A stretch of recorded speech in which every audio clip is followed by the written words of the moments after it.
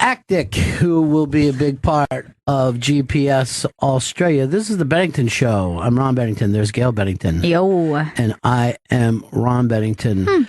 Up on the iBang today, we just released a bunch of pictures from Thanksgiving, new pictures, and video that Paul took. You'll see Vito and Chris dancing on the stage, Gail singing, just tons of it are up there right now. So it looks fantastic.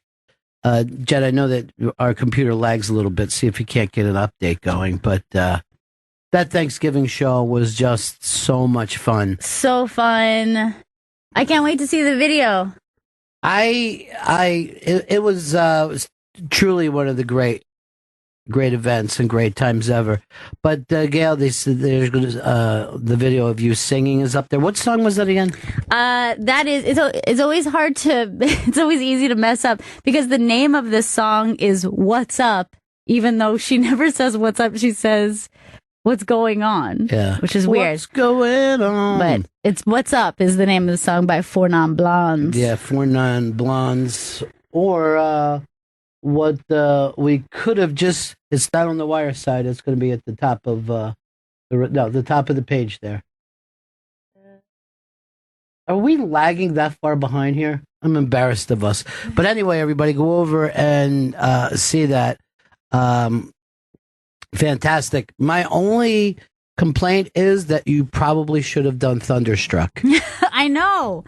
Now I have to Australian listen to GPS. Also, it might be a not safe for work since Chris Stanley is in his underwear dancing. And his tight undies. The problem is, I believe, not tight enough. There was some sway there, the best way of putting it. Vito, definitely the better dancer, by far. But Chris having the tearaway pants was absolutely brilliant. Oh, there we are on the top. Nice. I love that picture. Yeah. That's for some reason my family likes that better than anything else. Yeah, keep going. Matteo and Ian together. Really looking like the Mustache Brothers. I know. Last night, Matteo was, I don't want to give anything away, but he was shooting a clip to show a television show. So it was only 5 minutes on the dot, right? Uh-huh. Like he did it like he was on TV. But he's worried it's a little too mean about Lindsay Lohan. He doesn't know if they'll follow him in. And it was so fucking funny. We've got to get Matteo on the dish. I know. He's born to dish. Born to dish. They may say, we don't want the rest of you in Matteo's lane because he gets so adamant. Now, I saw Vito out last night because I was at the stand and it was just it's just a Thursday night.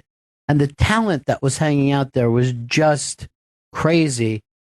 And Vito comes up like he's Vito on the street. He's got his tape box, his press kit on, Vito on the street, and a mic, and he's getting the comics that are going to break out last night. And I was like, Vito's on the job. Did anyone even tell you to do that, Vito? No, I was looking up lineups, and I was like, oh, this is a perfect night to be out downtown and get people. Today, my friend, you are a producer. That's producing. Congratulations, and Vito. You really did look like audio paparazzi to me. You know what I mean? Like, if we lived in a world where they never had visuals. I was watching... Can I get a quote? I was watching Flynn today when he's getting out of the car, and everybody was yelling, like, "Blah, blah, blah," and the press sounded like maniacs. Oh, God. It looked like a 1930s Jimmy Cagney movie. Like, there's no way he could have answered a single question.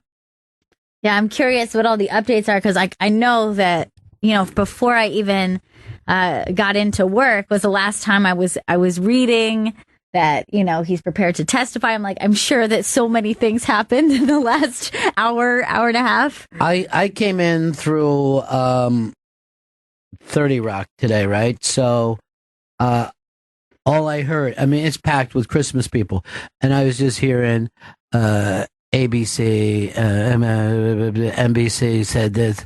Everybody was talking Flynn, FBI. I'm just hearing these little things. I'm like, this feels crazy. Yeah.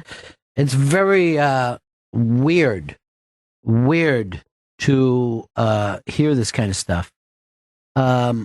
So he has flipped, and it's just a matter of how and who he implicates. I was urinating next to one of the news people here. Okay. And the guy was reading his phone as it came in. And he's yelling to the rest of us, pissing. Can implicate Trump, his family. Then Trump ordered him into the Russian. I'm like, we all have time before we get to the point. You're holding your penis, sir. Yeah. Not only are you holding your penis, that you're shouting this at other men that are holding their penises. This is the kind of shit that you get in trouble for these days. Just allow me to shake and get back to my day before I read the news. So all the pictures are up. Look at Vito's kind of 1980s hip hop look. That's a good picture. Now, is Adidas as popular now as it was back then, Vito? Right now, they're having a little bit of a resurgence, but not at all as popular as it was back then. Give me the top three. Count from 1 down to 3 of if you're going to go with some kind of wear. Number 1, Jordan. Number 2, Nike, which even though it's under the same parent company, they look at them as different labels. Jordan is bigger than Nike. Jordan is bigger than Nike. More people wear Jordan brand than they wear Nike brand. Now, here's the interesting thing. Jordan barely makes public appearances. He owns a team and doesn't talk much. He hasn't done anything cool since what, 97? Yeah, he is all he's done is have a Hitler mustache in those Fruit of the Loom commercials in the last recent years. By the way, why would he even bother with Fruit of the Loom when he's got all this other stuff? He seems more like a Hanes man. What's number 3? Number 3 is Under Armour. And then give me 4. Let's keep going. Okay, I'm going to say Adidas 4. Reebok 5. Wow. Under Armour bigger than... Under Armour's huge because a few years ago they signed every MVP in sports. Like they had the MLB MVP, the NFL MVP, NBA. They had everybody on their brand. Here's the surprising thing. In the last several years, I would have said, when people were saying, oh, this concussion thing is going to hurt football, this blah, blah, blah. I'm like, nothing touches football. And I was around when football past baseball. Like there was still debates when I was a little kid. Is football going to be bigger than baseball? Because baseball was number 1 for 50, 60 years. Right. And once really Monday Night Football got entrenched and the Super Bowl became the Oscars, just football, no one's been within miles of it. It now seems to me basketball is sliding up. Basketball's got all the most famous athletes.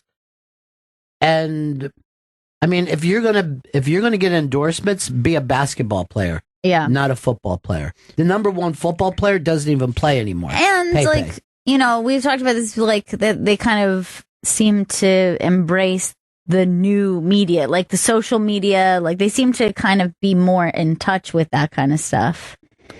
Yeah, and they also live a hip hop lifestyle. You know what I mean? They're flashy. Mm-hmm. They're traveling. They're tall. Yeah. They don't have a helmet over their face. Yeah, that's true. I'm sure that has something to do with it. Really makes you an instant star. Yeah. It's like you can't really see football players on the field. You kind of... But it used to be like there was always, a Magic Johnson, a Jordan, a Charles Barkley. There's this guys, Iverson. Even LeBron, of course, is a giant star. But now it seems like everybody on the team is a star. Yeah. Jen used to date a basketball player. She did. You never give out his name. No. Was it a flashy lifestyle? No, because he was a rookie at the time. So it was like, but now he's flashy. Now he's flashy. Yeah.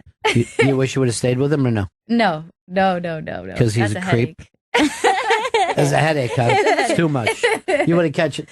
Look at that picture of Chris. Oh my God. That is not a great picture of him. I'm going to be totally honest. That's pretty hilarious. He's off taping some stuff for the end of year. The end of year that we're putting together is massive and cool. Go over and see these pictures on the iBang. Those guys took that so seriously. They really did. Yeah. We really, really did. These are great shots all the way around. Oh, this is great. Yeah, I didn't see all these like crowd shots. Yeah. These are awesome. Oh, there we are with Hard Rock Johnny. We always take our annual picture with Johnny. And he's like got on a conquistador shirt. He looks fantastic. But that picture is taken on top of the marquee of the Hard Rock, which is the marquee of the old Paramount Theater in New York, which was a classic theater. Sinatra sang there, and just name anybody of that day, of the 40s and 50s. And this was the theater that they showed Elvis's first movie. And there was just, and right where we would be standing, this giant poster of Elvis, where they were saying, basically, this isn't just a rock and roll star. This is the biggest star in the world. So I was trying to get that across to even the Comedy Jam guys, that this is a great place that we're doing this at. Holy shit. That is awesome. The crowd looks great. The black and white photos are awesome. The goddamn Comedy Jam. Oh, look at Gail rocking out. Dude, that is so great. What a cute picture of Jay. Look at the t-shirt, guys. Dan and Cashmere. Now, is Disco Dan still the office rat? No, Disco Dan is no longer allowed to portray the office rat. He can be Disco Dan, though. Oh, he can be Disco Dan. He can be Disco Dan. He just can't be Disco Dan, the office rat. What about we change his name to Ratso Scumbag? I mean, it's not Disco Dan, the office rat, so by legal standards. Anthony Cumia. These guys, there's Big J and Mateo who need the lyric sheets to Sweet Child of Mine. Someone tried to hand it to me. I was like, I don't need that.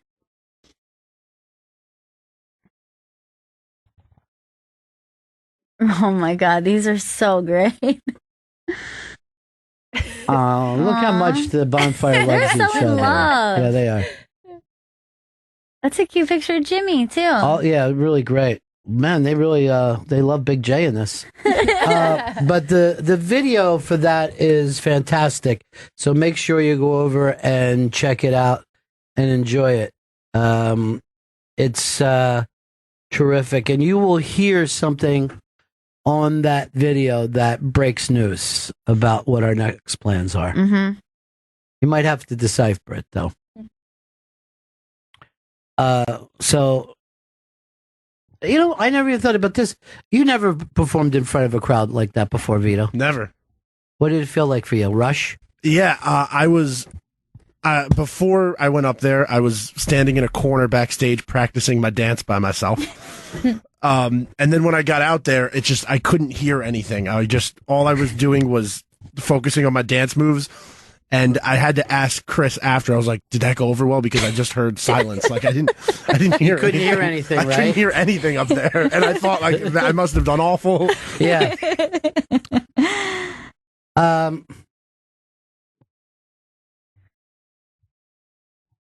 Let me also say this: when that happens, when you're not used to performing in front of a big crowd, I forgot years ago when Chris was, I think, an intern. We were doing some kind of game on stage there. I don't know what it was like. Match. I think it might have been Match Game, mm-hmm. and he ran the 360 the way that Deb did, but he was like right off to he was basically on stage with us and mm-hmm. sitting there. And every time like he would just fuck up. He was just fucking up constantly, like hitting the wrong thing. And then like the audience was laughing and I would look back and I'd be like, Chris, it's the other one, right? And he'd be like, like he was like laughing, like, isn't this fun?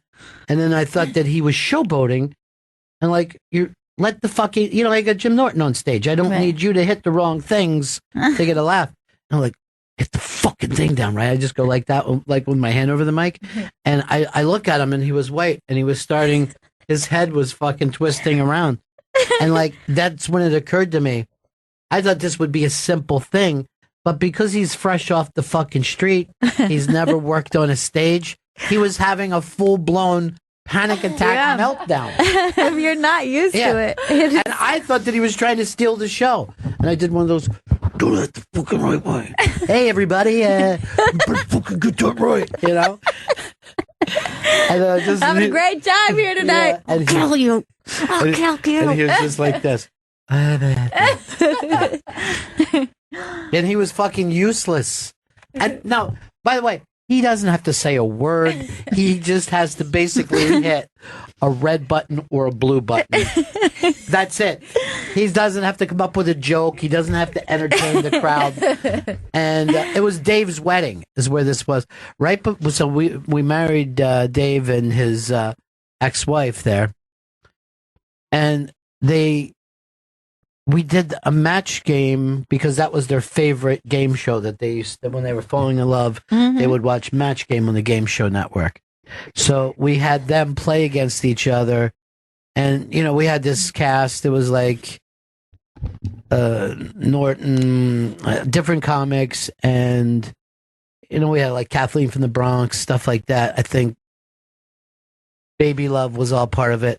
And then, you know, this is before the wedding. They're in their wedding gear, everything. And these fucking people crucified them in front of their like, it just turned into like a mean roast. Oh, my God. And it was fucking hilarious. It was so goddamn funny. Why do I see Denny walking around with donuts? He brought donuts for you guys. He brought a dozen donuts. Oh, that is from so where? Sweet. From Dunkin' Donuts. Yeah, does that mean he wants to get on the air? Sure. Okay. That's how you get on the air here, folks. All it takes is a donut. Why does he look so happy as he's walking up? Danny! Oh, look at this. That is beautiful. It's like season's greetings, huh? Oh, my God. Do I want a blueberry cake? Do I want a cruller? Somebody's in the spirit, early in the spirit. Some people are just fun this time of year. Jen, don't make us look bad and not eat a donut. I also have a bottle of anisette in my office. Whoa! So does this go on for the next 3 weeks, Denny? Yeah, because of the construction.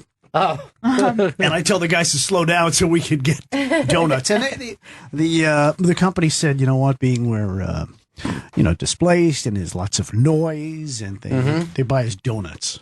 That's well, nice. you are, that's why this is such a great company. You have to work standing up, but eat a donut while you're doing it. Now, Denny, are you counting down the Christmas hits this year? Yes, I am. Yeah. What station? Tell everybody what. Holly, Channel 70. Holly, Channel 70. Yes. And do you have a favorite of your own? My favorite goes back to the 70s, the late Donny Hathaway, and This Christmas. Oh, that is a good one. First of all, the love I have for Donny Hathaway. Good song. Will never go. But that voice of his. Yeah. That's that just a voice, good a perfect Christmas record, yeah. Perfect. Are you grabbing it, Vito? Is that what you're doing right now? Yeah. Also like the OJ's, Christmas Ain't Christmas. That's a good one, too. Yeah. And now, for you, does it come down to song or performer? Song and voice. Song and voice. Yeah, like Michael Bublé does great versions of the classics. Actic, who will be a big part of GPS Australia. This is the Bennington Show. I'm Ron Bennington. There's Gail Bennington. Yo. And I am Ron Bennington. Up on the iBang today, we just released a bunch of pictures from Thanksgiving, new pictures, and video that Paul took. You'll see Vito and Chris dancing on the stage, Gail singing, just tons of it are up there right now. So it looks fantastic. Jed, I know that our computer lags a little bit. See if you can't get an update going. But that Thanksgiving show was just so much fun. So fun. I can't wait to see the video. It was truly one of the great great events and great times ever. But Gail, there's the video of you singing is up there. What song was that again? That is, it's always hard to, it's always easy to mess up because the name of this song is What's Up, even though she never says what's up, she says what's going on. Yeah. Which is weird. What's going on? But it's What's Up is the name of the song by Four Non Blondes. Yeah, Four Non Blondes. Or what we could have just, it's not on the Wire side, it's going to be at the top of the top of the page there. Are we lagging that far behind here? I'm embarrassed of us. But anyway, everybody go over and see that. Fantastic. My only complaint is that you probably should have done Thunderstruck. I know. Now I have to listen to that. GPS. Also, it might be a not safe for work since Chris Stanley is in his underwear dancing. And his tight undies. The problem is, I believe, not tight enough. There was some sway there, the best way of putting it. Vito, definitely the better dancer, by far. But Chris having the tearaway pants was absolutely brilliant. Oh, there we are on the top. Nice. I love that picture. Yeah. That's for some reason my family likes that better than anything else. Yeah, keep going. Mateo and Ian together. Really looking like the cute. Mustache Brothers. I know. Last night, Mateo was, I don't want to give anything away, but he was shooting a clip to show a television show. So it was only 5 minutes on the dot, right? Uh-huh. Like he did it like he was on TV. But he's worried it's a little too mean about Lindsay Lohan. He doesn't know if they'll follow him in. And it was so fucking funny. We've got to get Mateo on the dish. I know. He's born to dish. Born to dish. They may say, we don't want the rest of you in Mateo's lane because he gets so adamant. Now, I saw Vito out last night because I was at the stand and it was just it's just a Thursday night. And the talent that was hanging out there was just crazy. And Vito comes up like he's Vito on the street. He's got his tape box, his press kit on, Vito on the street, and a mic, and he's getting the comics that are going to break out last night. 60s kind of feel in the production. They do a real good job with it. It's called Santa Stole My Lady. And this is new? Yeah, it just came out this year.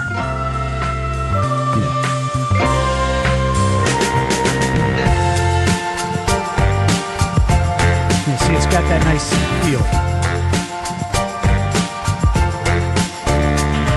My friends wanna know how it came to be that this holiday told me nothing to me. 'Cause I got Santa under my tree. He was flirting with my honey, trying to take her from me. It's got that 60s kind of feel. Yeah, it's cute. It's got a nice groove to it. It's funny when the record promoters, call me with new music. They go, "This is the next classic. This is the next." It's classic. a very hard thing to do, right? Yeah, to do a new original Christmas song. I think the last one that really broke through is Mariah. And it may now be the most popular. It is. I believe it's the most played. Yeah. It's the most played. It's unbelievably fucking great. Yeah. I hate to say it, too. Well, when other performers came up here, like Leona Lewis came up here, and the football player's daughter, who was Carrie Namath. No, slips my mind right now. And even Kelly Clarkson said, on their albums, they all said this at different times, so it's not like they cheated.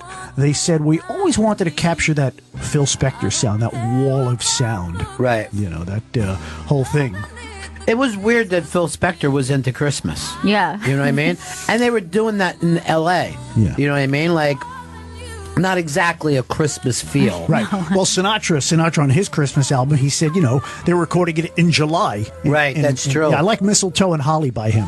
That's a good one. By the way, all the Christmas specials that were big, they also shot them in the summer. Oh, really? Yeah, so I guess it took a longer time to do production back then. Well, Jimmy Buffett was here last year, and he said what they did is to get into the mood, they decorated the studio with trees and wreaths and candy canes and sugar plums. And, some of us don't need that. Yeah. Some of us can just have the natural talent to believe it. Yeah, pretty soon Rudolph the Red-Nosed Reindeer. Gail, you're going to want to kick yourself in the back of the head because we just got this from William F. Baldwin. What about a GPS North Pole, all the great Christmas songs? Oh, man, that's fantastic. We could have done that. Damn it. Let me just say something to you, William F. If you're going to have a great idea, do it in time for us to do it. We just, 2 days ago, recorded the GPS Australia. Which is premiering tomorrow. Which could have been the North Pole one. Yeah, tomorrow's Saturday. Yeah, today's Friday. I'm going to leave these donuts here. Well, you're the best, Eddie. You're great. Take these home, wrap them up. Yeah. Where are you going for Christmas? You normally go... Usually, I'll be home for Christmas. Oh, a couple years ago, didn't you go down to the islands, spend Christmas there with your family? Staten Island. Oh, Staten Island. Beautiful this time of year. Lovely this time of year. Nothing like traveling over the Verrazano. Now, here's something weird. Look at this picture of D.C., look how much color is still in the trees on December the 1st. I was going through Central Park today. There's some trees that are bare. Plenty of trees still have leaves on them. I still have trees in my neighborhood that are on. And then last night... Ain't nothing shaking like leaves on the tree. That's good. Last night, an earthquake in Delaware. I've never heard of that. 4.4.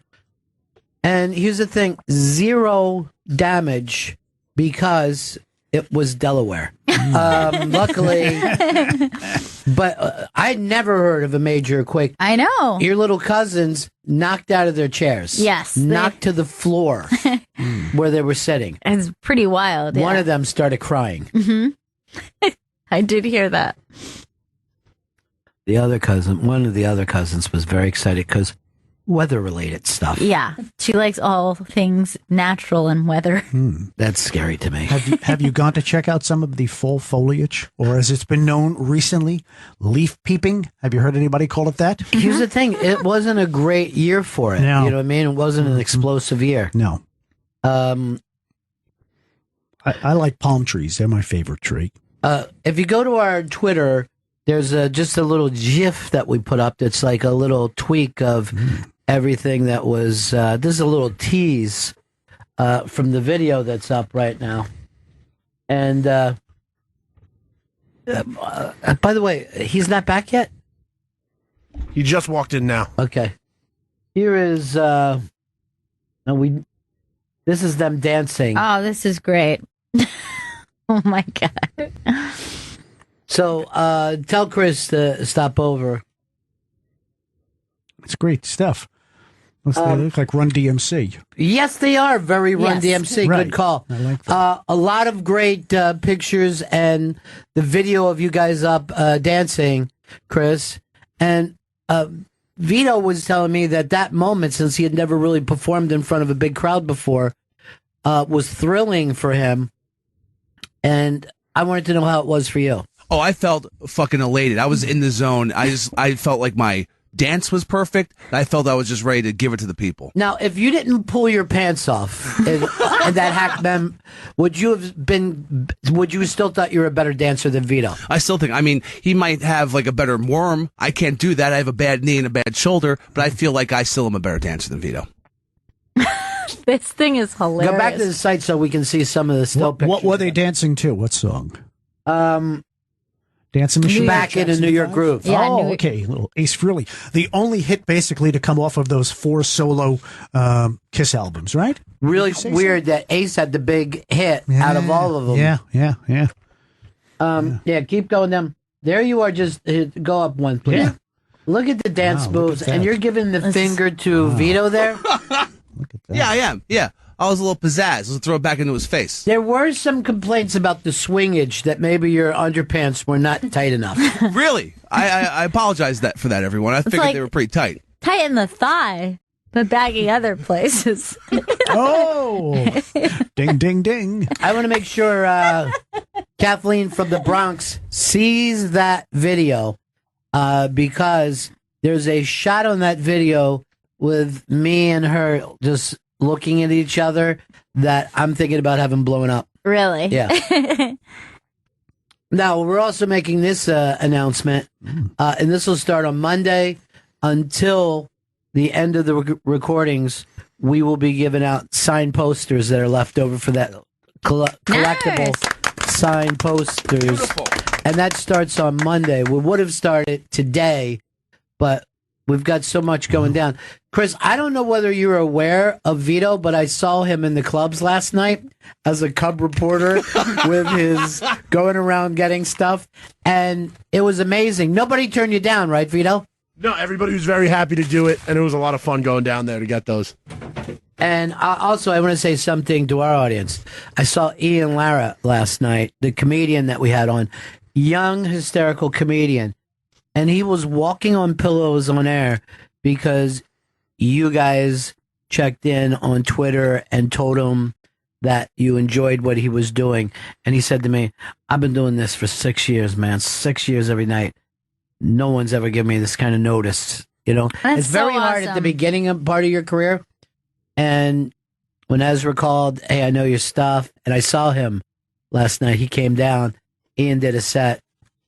And then Ian said to me, did you hear like the pop for me? I never got that before in my life. And that's from you. It was really cute. That is so A lot of it, I think, is in his head. But it was really... But no, that's awesome. I'm so glad people reached out to him and followed him on Twitter. It never even occurs to me that it's a good thing to follow someone on Twitter. Are you on Twitter, Danny? I do. Yeah, I'm Yeah, on it. I don't. It's just, and everybody is so warm and fuzzy on Twitter. when You know they're what posting anything like I'm on? If you want to reach me, Yeah. the U.S. Mail, Oh. the United States Mail. I just signed up for MySpace.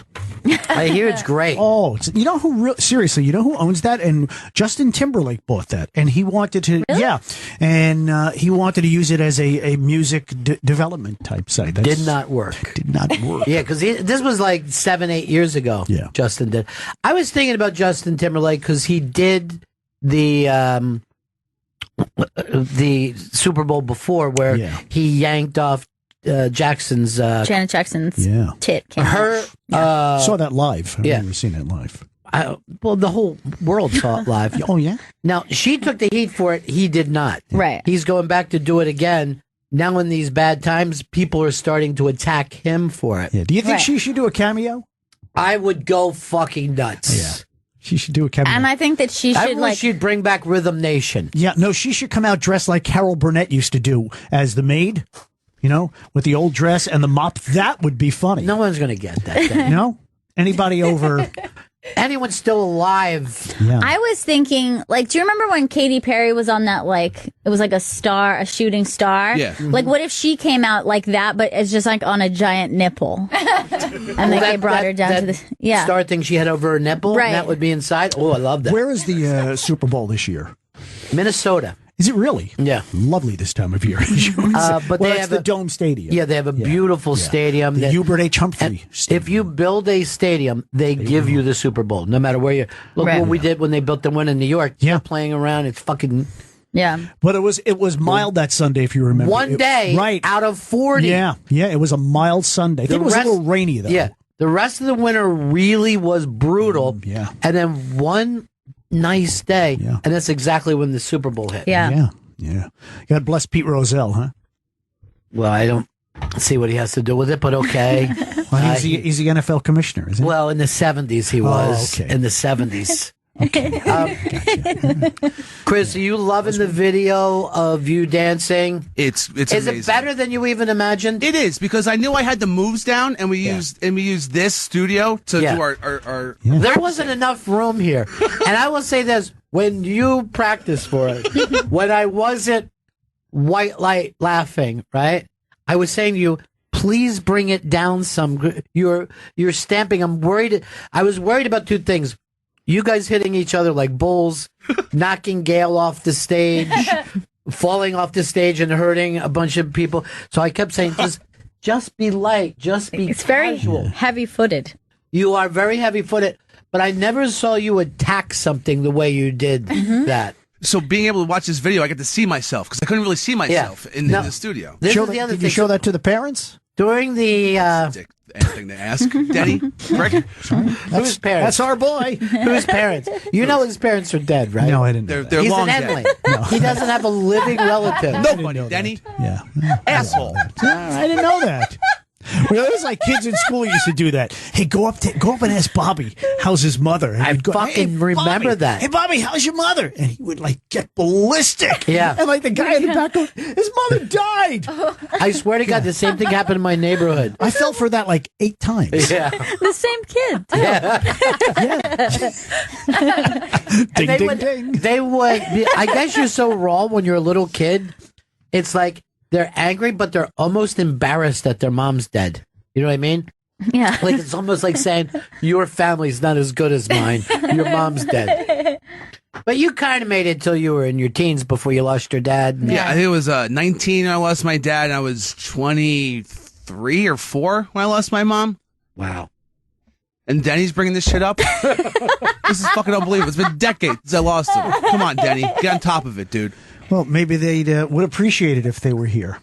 Definitely. That's our boy. Yeah. Fucking asshole. This is Did you get a donut? No, I don't want your goddamn donuts, Denny. Yeah. Why don't you have one? They're really good. They are good. What do you got, though, over there? Oh, Duncan here. We have a Corolla. You like a Corolla? Sure. Got some color. We got a cruller. We got honey maple. Come on over, here. Chris. You don't have to be behind the glass like an animal. This is Christmas. Is this our last show? I don't think it is. I always feel like it's our last show before Christmas. Every Friday. Yeah. Oh, I always feel like it. That's happened to disc jockeys. They'd go on vacation and come back. Oh, yeah. Yeah. There's a brutal business. Yeah, it is. Brutal business. And they wouldn't even tell people, like, oh, don't spend any money. You know what I mean? Because the station's going to flip. Terrible business. Beautiful pictures, and particularly the video. And I just want to tell Kathleen to make sure you see that picture of me and you. You know, you see people that really care about each other. You know, it's part of the video, as a matter of fact. And there's like little messages that we put in the video, especially to people that couldn't make it. Like we say a little something to Liz Sets Fire. Yeah. In the middle of that video, and remember that night. And who else did we throw some shout outs to, Chris? Oh, Carla Finch. I went out to Carla Finch. Oh, yeah. yeah, I forgot about that. Yeah.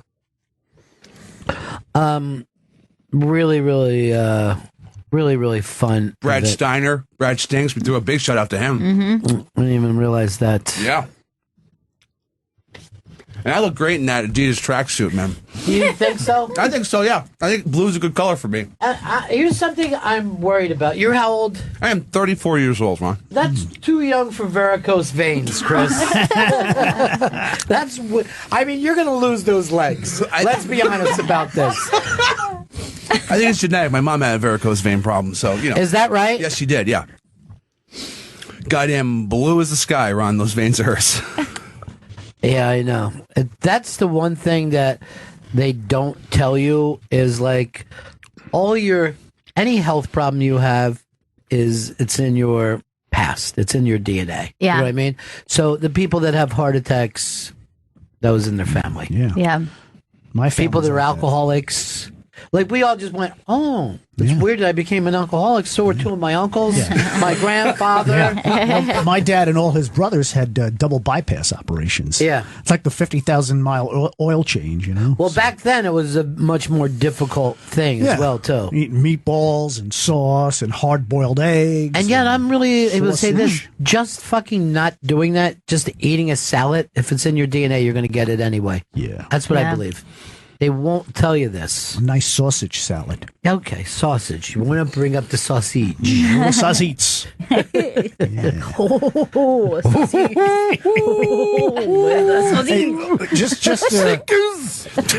Just rewinding the clock a bit here. When we mentioned Christmas, and then I'll go. Yeah. Did you ever see the Goodfellas parody of Rudolph the Red-Nosed Reindeer? No, I want to say it. That's funny. That is funny. That's funny. I think so we'll find that, I guess, on YouTube. Oh yeah, the YouTube Goodfellas and Goodfellas, Rudolph. It was funny. I think I liked that. Remember when SNL did the Glengarry Glen Ross with Always Be Making? That's it, Raging Rudolph, I believe. Okay, let's just see. I believe that's this was Mad TV that yeah. Okay. Yeah, this was a good one. It's the You know what I want for Christmas? The Wi-Fi to be on a fucking 2018 level. They purposely made it slower a few months ago. Like literally purposely making everyone has slower internet here.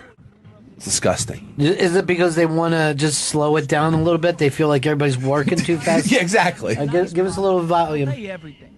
Well, not everything.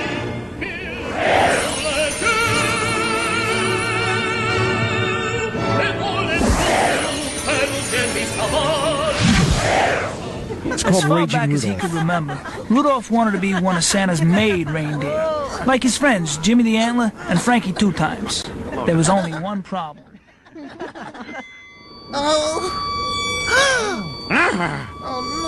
Hey, Frankie, look! It's a raid! The cops are here! You'll never be in Santa's gang. Never be in Santa's gang. Hey, what's that? Look here. Get him! Here. Get him! Here.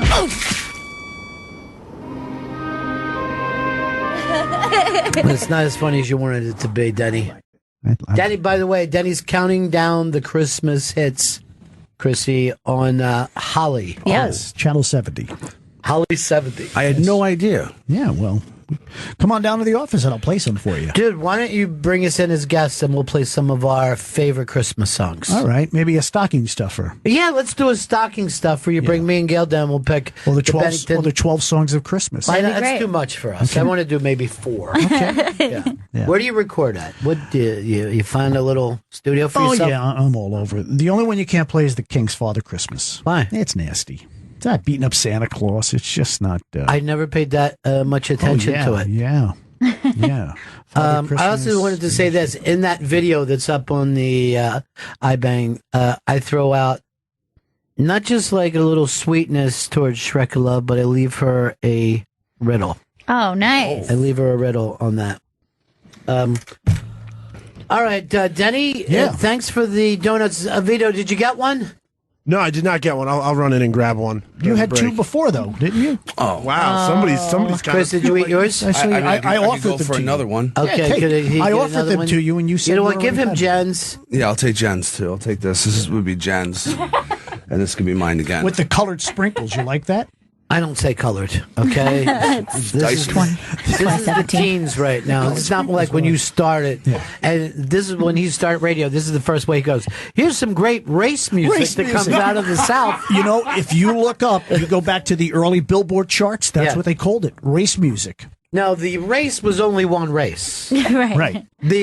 By the way, the place that all this music came from was African Americans. Yes. 100% of the reason that we love music. I mean, even if you go back before rock and roll, if you're going to jazz. Right, of course. Right, like look at Cleavon Little in Blazing Saddles.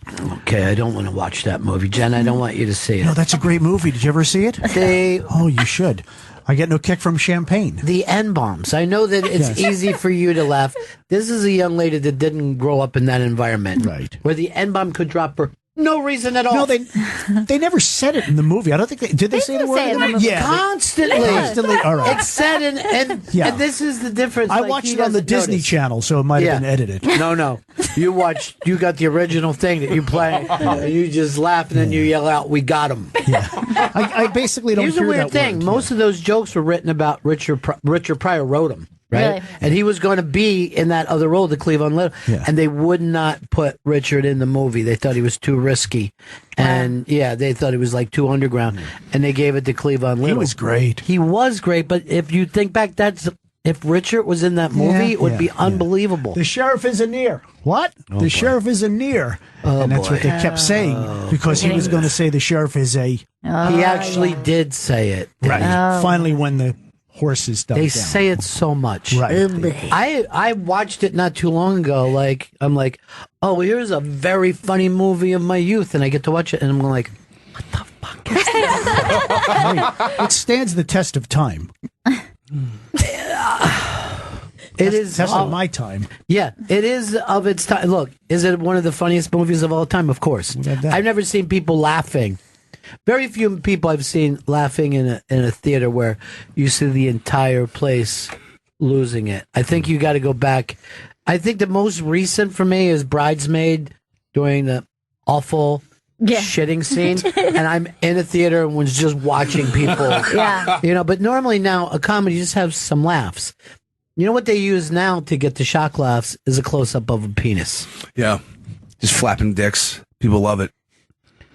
I said close up of the penis. Flapping dick sounds like a disc jockey. I know. They're flapping dicks with you. It's time to start counting down the race music coming out of the South. Hey, thank God it's Friday. Yeah. These boys in Memphis.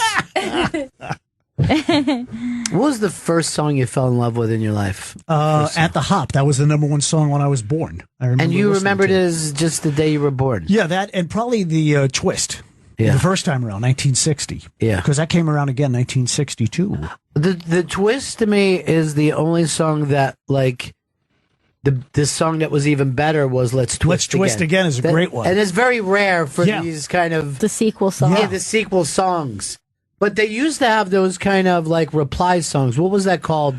Oh, answer songs. Yeah. Answer songs. Like Wolverton Mountain by Claude King. Yeah. Then the follow-up was I'm the Girl from Wolverton Mountain. I'm not kidding you. The follow-up to It's My Party was Judy's Turn to Cry. Yeah, Judy's Turn to Cry. Which, like, I think that shit is so funny because she opens the song where she's like, says something like, last year I was at a party. Yeah, it was your party. Yes. How did you forget? Yeah. Last year I was at a party, this thing happened, but anyway, now it's Judy's turn to cry. Well, here's the thing. You really feel for her, and it's my party. You know what I mean? yeah, You're it's like, oh my heartbreaking. God, so sad she had a party, and now she's crying.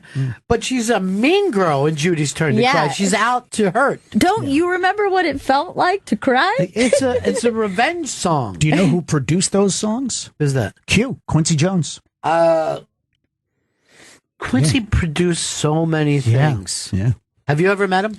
No. I met him here. Really? Yeah, he came in, and I met Pitbull. Well, that steps on my story, but thrilling that you got a chance to meet Pitbull. Thrilling. What are you showing? Oh, this is Pitbull. Oh, that's a picture of you and Pitbull. Oh, that's great. He You was guys very could nice. be twins. Mr. Worldwide? Mr. 305, yeah. There he is. Yeah. Look, there's Denny with Pitbull. Yeah, he was very nice. Yeah. She's like, I tell him I play a lot of his music at my mobile DJ gigs. Don't stop the party. Liz Sets Fire is just, her heart's warm because of the shout out to her in the video. She's so sweet. The fact that she couldn't make it. And you know, Chris, and I hate to put the pressure on you and Deb, but next year has to be bigger, better, more explosive. I understand. Okay? I understand. Here's what I always expect. I want a 40% return on anything that I invest in. Oh, it's a ROI. Exactly right, my friend. And here's what I want you to know. Okay. And you have this guarantee. Okay. I will work you to death. Okay? Thank you. That's the promise from me to you. You got that to look forward to. I'll take it. I'll take that I will run. work you to death. Now, feel the footsteps, because that Cub reporter was out last night. I don't know if I've ever been more proud of him than I was last night. He told me he was thinking about doing it. I was like, there's no fucking way Vito's doing that. And he came out and he delivered. Here's the best part of the night. So I get off stage, killed, and and Vito's outside, and he goes, "Man, I got so many people. This is so great." And I'm going, "Congratulations, buddy." And he said, and I go, "And you got Louis J. Gomez?" And he goes, "What? He's here?" I go, "Well, he just left. He's walking up the street." And he was like 2 blocks. And I see Vito just running after him. And while Louis is on the phone, I see Vito just putting a microphone into his face. So Lewis made me follow him into the 7-Eleven while he decided his pick for about 5 minutes and talked it out with me. And he stole peanuts and bought a Diet Coke and 2 sticks of mozzarella cheese. Was the homeless guy in front of the 7-Eleven? Yes. Last night I forgot to go over and give him some money. He's my guy. Out of all the homeless guys, I go looking for him to give him money. It's like I like to have one guy, right? I don't like to give it out. Mainly, most people I'll do a little dance, sing something. I want some entertainment. Make a little love. But I like, there's something about this guy I really like. Sometimes he'll walk down in front of the stand and find me. Hey, man, how you doing? It's slow night. I go, I got you. But I didn't get him last night, and I woke up today feeling guilty about it. Wow. You know what? I'll double down next time I You don't think he's a scam? He's a homeless guy. I mean, It could be scammers. Well, It's in the New York Post. It's trashing people. I'm not trashing people. Could be a scam. But look, what he's would not the scam faking be? a leg. He's just standing in front of the 7-Eleven saying, "Can you help me out?" Yeah. I mean, it's not like a stolen valor situation. Yeah, if he's sitting there and he's like doing the Eddie Murphy no legs thing, But I feel like he's standing up. He's part of it, right? And I get a couple moments when I always make him have a little conversation with me about what's going on in the news or sports. I'll be like, here's a couple bucks. What do you think of this Eli thing? I don't like it. I don't like it, man. It's not good. Yeah. But what gets me when you see homeless people on a phone, on a cell phone, on an iPhone. Well, you know what? Come on. I don't. What do you want from them? 2017. I'm going to be honest. Phones are less expensive than houses. But don't you have don't you have an address that you get your bill to? You know what bugs me? To see a homeless guy wearing pants and having some shoes on his feet. Disgusting.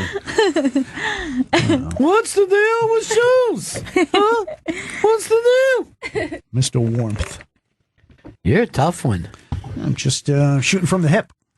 I want to get one of those posters. Everybody autographs it? Yeah. Yeah, definitely. I want to put it on the wall next to my 20th anniversary O&A poster. I'm not going to. Yeah. What's the matter? It's a collector's item. Yeah, but, we all feel bad. Well, I know, but I have it.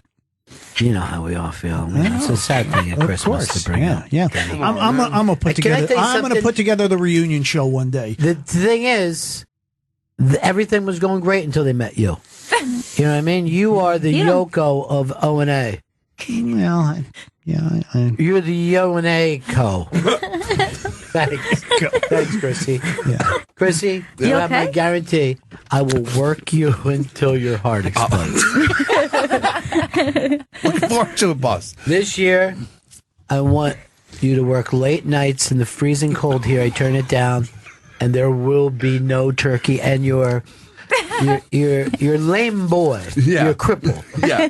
No help for him. He's so sick, though. All this will go perfectly unless some ghosts come to visit me.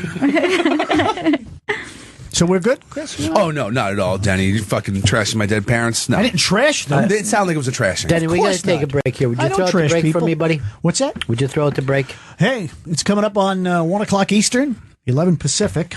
We'll be back in just moments from now. Looking forward to the weekend. That's right. Reach around, slap yourself on the back. You ought to be real proud of yourself because you, dramatic pause, you made it to the weekend. Back to Bennington. That was, I got a thing for you. That was, my mic is not. It's oddly, you're the guy who turns on the mics, right? Yes, it is, but my mic is broken. Weird.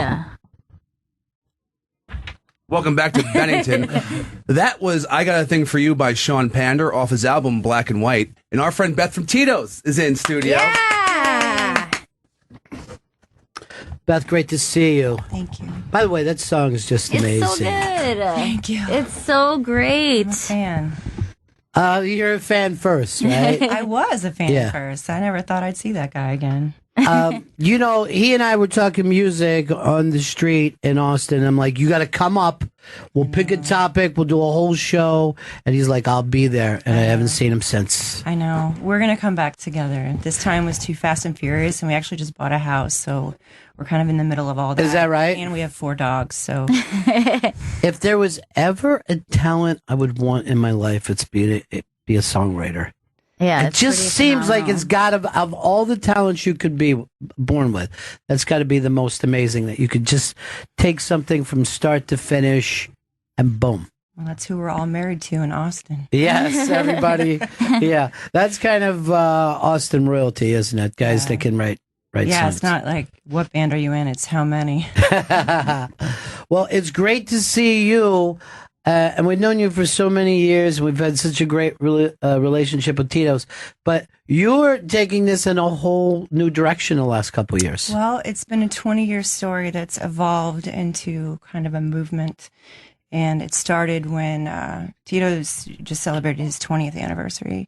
I've been with him 15 years and have been, doing dog rescue my whole life. But where the distillery is a place where everyone dumps strays, or dogs are born feral and become stray. And so after rescuing about 70 strays at the distillery and getting them fixed up, it just became such a giant part of our culture. And we'd started putting our logo on leashes and different things to raise money for animal nonprofits and giving vodka away to nonprofits. They said, Beth, the dogs are more popular than the vodka sometimes. You got to take that somewhere. So that's what started the website, Vodka for Dog People. And then we started making more dog stuff. And eventually our sales force was so passionate about it and wanting to help animals in their communities that it forced me to make Vodka for Dog People my full-time job. So I've been doing that full-time for 2 years, but the website's about 6 years old, and the rescuing is definitely 20 years old. Yeah. But you were all just happened to be dog people, and as this business took off, your passions could switch over to it. Weirdly, at Tito's moment, when you think about it, that's that thing that when we first met Tito and started to talk about that, is like you never know where ideas and passion is going to push you. It's just amazing. It was our natural instinct that we didn't do anything around Tito's without dogs. Yeah. We were rescuing them. We brought them to work. We've got probably 5 or 6 in the office a day. We've got some that live at the distillery. We still rescue at the distillery. Everything we do, I mean, I get calls all day, every day. We're just all working together as a village, about it. So why not celebrate it and then try to help all of them? What are you doing in New York right now? This is kind of cool, right? Well, there was a groundbreaking ceremony a few days ago for North Shore Animal League in Long Island, who has a very national footprint. Yeah. They are breaking ground on a cage, probably one of the first cageless cat buildings. So they're no longer in cages. And then tonight is their gala at the Hyatt Grand. So we're a sponsor partner. We've got a table tonight there. So we'll be raising money tonight. And then we're donating a lot of auction items and that kind of thing. So great. Yeah. Well, Gail, you're such a dog person too because of one dog. Yes, my dog Birdie, I rescued.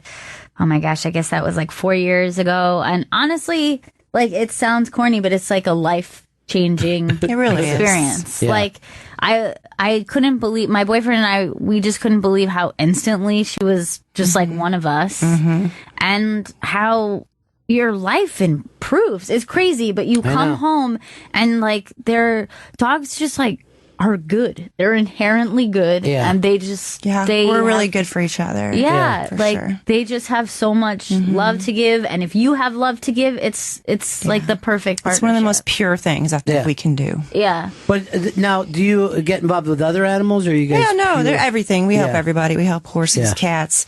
We've had hedgehogs in our office. I mean, you name it. Dogs are just, that's who we've rescued a few cats too, but feral cats get along a lot easier than dogs out in the wild. So they're easily they can adapt. And a dog is not really comfortable without a human, right? Things go much more wrong for them. So we've rescued way more of them, and those are the ones that are in the office. It's just how it worked out, but we help everyone. It just happens to be that dogs are our actual story. It is really strange the way like dogs and humans are dependent on each other, and it goes all the way back to the beginning. I know, thousands of years. It's so many thousands of years ago, and that they say that the connection was that we were both. We would sleep at night and hunt during the day. Both of us are on that schedule. We're not nocturnal, right? And so then, we were hunting, and then dogs became closer, getting scraps and whatever. And they were they just like was just like this symbiosis. Like, oh, this makes sense. Okay, you guys are hunting. We need some food, and then they just figured out how to do that together, how to work together as hunters, and we just have continued to welcome dogs into our homes since then, which is so weird. It's of like all the first animals. partnership, I think. Yeah. You know, in the animal kingdom, it's the first like agreed upon. And yet, we still don't know intellectually. You know what I mean? Like, you could even say those things, but there's something deeper It's so than intellect strange. on that. you Like know? my dog is a rescue, and certainly she was living on the streets, but I'm telling you, she has just a love and trust for humans. Like, she knows in her nature, she's like, oh, thank God a human's here. Yeah. So we're going to be able to work this thing out. Like, she has trust and love. And for she's humans not trusting in of her. other dogs that much. No. That's the weird thing. She still gets straight with other Yeah, dogs. You she's gotta like- keep an eye on her. And much more forgiving of us. Yeah. Yeah. The other thing is, you ever see those videos of like dogs protecting little kids? I know, it's I could watch wild. those endlessly. Like, they online. start to herd them like they're sheep. Yeah. Like, if you have a herding dog and you have a toddler, they'll actually try to like. I was watching one, like it was like a little baby, and the dog came and was wrapping his body around That's the baby. weird. Here's the other thing too: is like the fun a dog can bring. Did you? I think it's up on the Interbank today. The dog that sees snow for the first time. Have you seen that? That is crazy. Catching the snowflakes? Yeah, And I've watched it a few times. Isn't this It's very zen. always hilarious to me? We don't have this up anymore, Chris. It'll be up in a moment. Okay. Now watch it. Look at that madness of this dog. It's like pure joy. I know. I wish I could feel this kind of joy. Like, I've never felt anything that good in my life. It's so exciting. This dog is just losing his shit. Yep. It's so cute. So tell us a little more about Sean too. What he's up to with He's producing so much. Yeah. But I think that he's starting to feel like it's his time again to do his own thing. So he'll produce, and then when he feels like he has an album together, he'll do it his own. You know, he has Prince's birthday. Yeah. So he like hears every instrument and, you know, wakes up with everything in his head already. He's pretty wild like that. I know. I am always amazed by people who can listen to a song and then tell you all the instruments. I don't have that ability. It almost seems like madness. Yeah, it does to me too. I'm really in awe when I hear him talk. And I've woken up twice with him conducting in the air. Just in his sleep. conducting. Oh my Yeah. I don't know. That's the other thing about him is like he's an Austin singer-songwriter, but then he got into this long thing with me about 50s New York jazz. He's an encyclopedia too. Yeah, and I'm just like, dude, when you come to New York, let's walk around these places. You know, he wants to do that. There was such a thing there, but as far as that, the instruments, I was talking with Steve Jordan, who's a great drummer and producer one day, and he's like, I remember the first time I was a little kid and I heard Satisfaction, and he's like, you know how the acoustic guitar is coming through the right speaker? And I'm like, nope. Never. I've heard that song a million times in my life, and I've not been able to pick out that there's an acoustic. Yeah. Or like how people can talk about specific with drumming. Oh, and you're just he's like, a drummer, oh, actually. wow. Yeah, who happened to be able to sing. Yeah, that's just always fascinating because they're like talking about specific changes. And Yes. I'm like, oh yeah, it's a foreign language. Yeah, they just like to clap along. I wonder if they just look at us like we're morons. we're like babies, like Yeah. little babies. I don't Like, even yay. try. I like the chorus because I can sing along to it. Yeah. Listen to me hum. I really I got keep it. my mouth shut. Yeah. But it is true, is like that. As much as I love music, it is on such a as much as I would love to hear it. It's just like, it must be what it feels like to be colorblind. You know what I mean? Like, you're hearing people talking about reds and you're like, yeah, that's a nice shade. Red is a great shade, isn't it? But you just don't know. You're plugging away over there, Chris. Beth of Tito's is in studio. Go to vodkafordogpeople.com for all information regarding Tito's Vodka for Dog People program. And the North Shore Animal League's Get Your Rescue On Gala is happening tonight at the Grand Hyatt, New York, at the Grand Central Terminal. Go to animalleague.org for all information. And I'm just so happy for you, man, that you get to do I can't your believe passion. it. I know. It's Yeah. been a strange road after all those years to end up exactly where I would have wanted to be without even knowing how to get there, you know. Life is nuts. Life is nuts. And Yeah. people always go like, vodka and dogs. I'm like, ugh.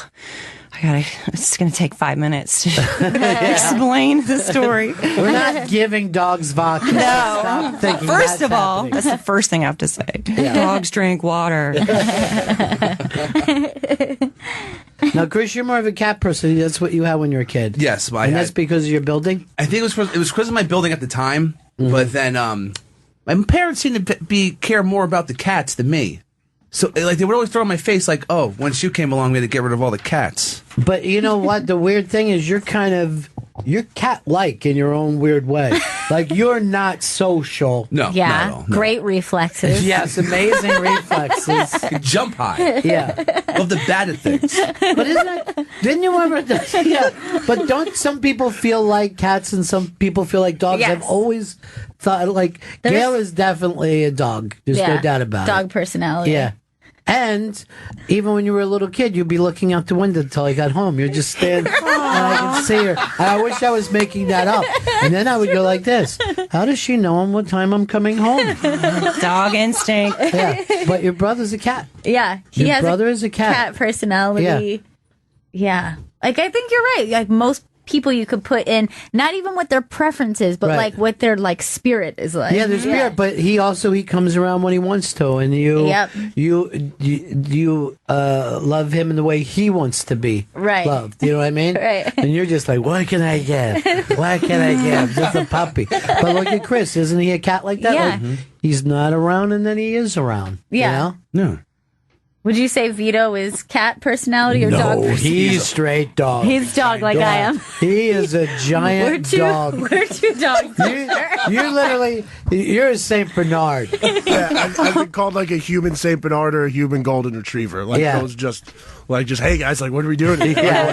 Like what's up? Like what are we into? And also, you like to lay on your back and let us rub your belly. I love that. It's my favorite. Yeah, but he reacts to love and kindness like he gets value.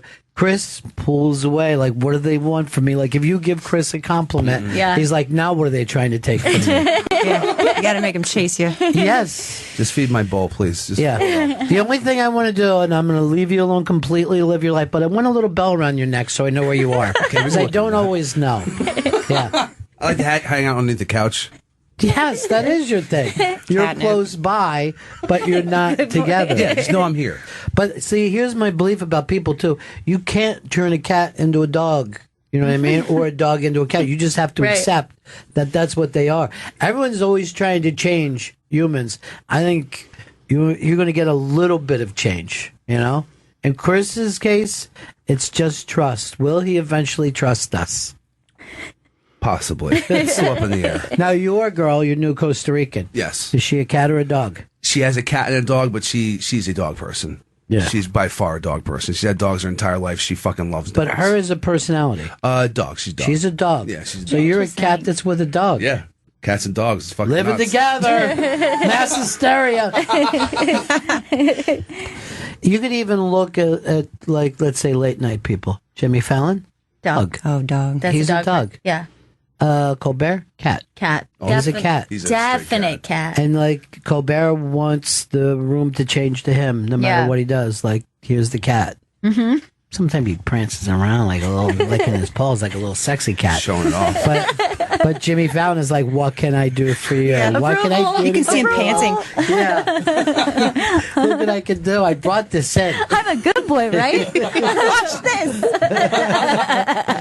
And Colbert is like, I just killed a mouse and I could kill you. So watch out for me. Yeah, let's do plug skis, Chris. Beth from Tito's is in studio.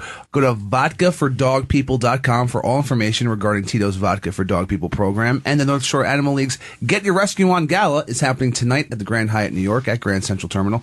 Go to animalleague.org for more information. Do you get all dressed to the nines for one of these events? One of these New York events? I went shopping and Did you? Had Nice. to, like, narrow it down to one thing that would fit in the suitcase. These kind of events always remind me of when New York becomes Gotham City. You know what I mean? Yes. You are meeting You need at to wear this. pearls. Yeah. I'm kind of intimidated being from Jeanstown. Yes, of course. Yeah. And there are, like, New York still, sometimes I'll be walking along, it's 3 o'clock in the afternoon, and I'll just see 2 guys in tuxes walking. I'm like, where are you going? Where are you going? What New York do you live in that I don't? That something like this can take place in your life. But watch out for the Joker coming in. It's always scary. All right, what do you have? How many animals do you have? Oh, gosh. I have 4 dogs at the moment, and then I take the distillery dog on the weekends sometimes because I really like her. Oh, is that right? Mm-hmm. She's like my 5th. She's like your 5th. Mm-hmm. But she's so happy there that I got to just spoil her and put her back. Now, do you, when you say she's like my 5th, so you think of dogs as kids, or do you think of dogs as I don't have friends? kids, and I didn't want them. Yeah. So this is what I was meant for, and that's how much I love them. But definitely in that, like, weird, we were talking about thousands a year ago way, where I, like, want to pile in a teepee with them, you know, and sleep. You know, there's something strange that got set off in me like that, I think. The weird thing for me is I always thought of dogs as pals. Yeah. Not as children. Until Gail's dog, which I view myself as the grandfather of that dog.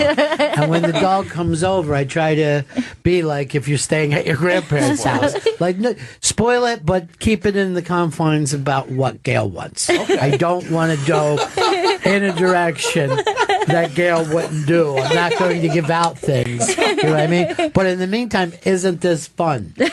Isn't this a fun place? Yeah, I always thought that was weird before Birdie. Like when I would hear someone be like, "Oh, my dog is my child," and then Birdie came into my life. I'm like, "Oh, that's my child." Like I'm like crazy. I felt like, oh, I get where that pull comes from because I think certainly it's very hard for women not to put on that maternal love for things anyway. Whether that's like a person or a friend or your dog. So maybe it's a men and women like maybe men look to dogs as like, hey, you're my buddy.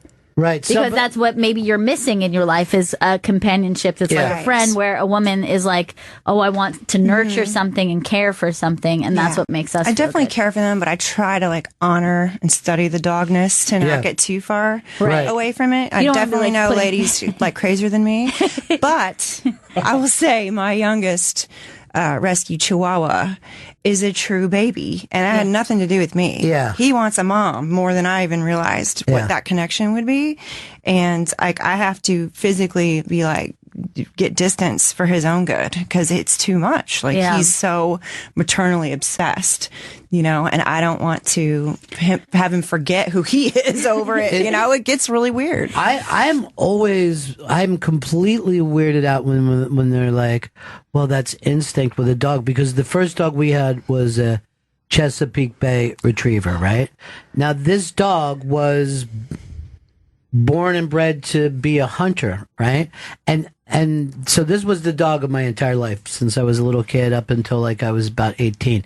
And when he was really old, we would go out and I'd have to fake hunt and fake retrieve with him and just like throw a stick like a foot or 2 feet. But he would still be behaving the same way of when he could do.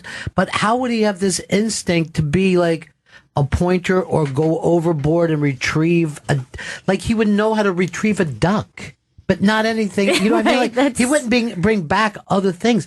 It's amazing. Yeah, I don't really understand how that. Again, we were talking about herding dogs and hunting dogs. I don't understand how that instinct, the human to dog relationship, doesn't have to be taught to them. That you shoot like a duck out of the sky, and the dog doesn't go, "Oh, this is my lunch" or "This is mine."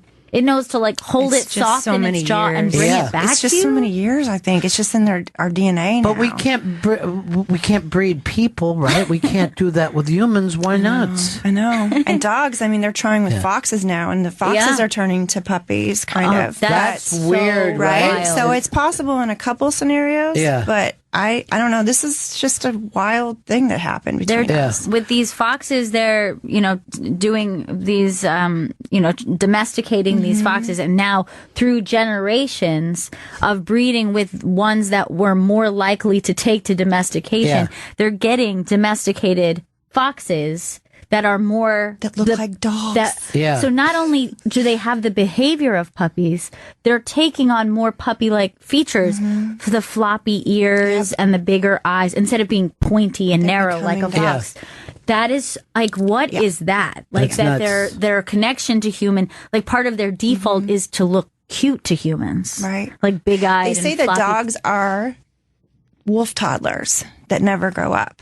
Yeah. Because wolves are like dogs when they're young, and then they get more detached and only want to be with each other and don't want human contact. But we were able to make the dogs into, they're toddlers. They never go out of us. They stay with us. I know they did those kind of experiments with wolves where they, as pups, that they could kind of be almost like having a puppy, and then they just go off and turn into a wolf. and they become Mhm. Then they don't want us. I was just actually thinking about that. Is like when I was a little kid, my dad would have to train me how to beat around the dog because, like, when he would point or stop or whatever, I would still keep walking.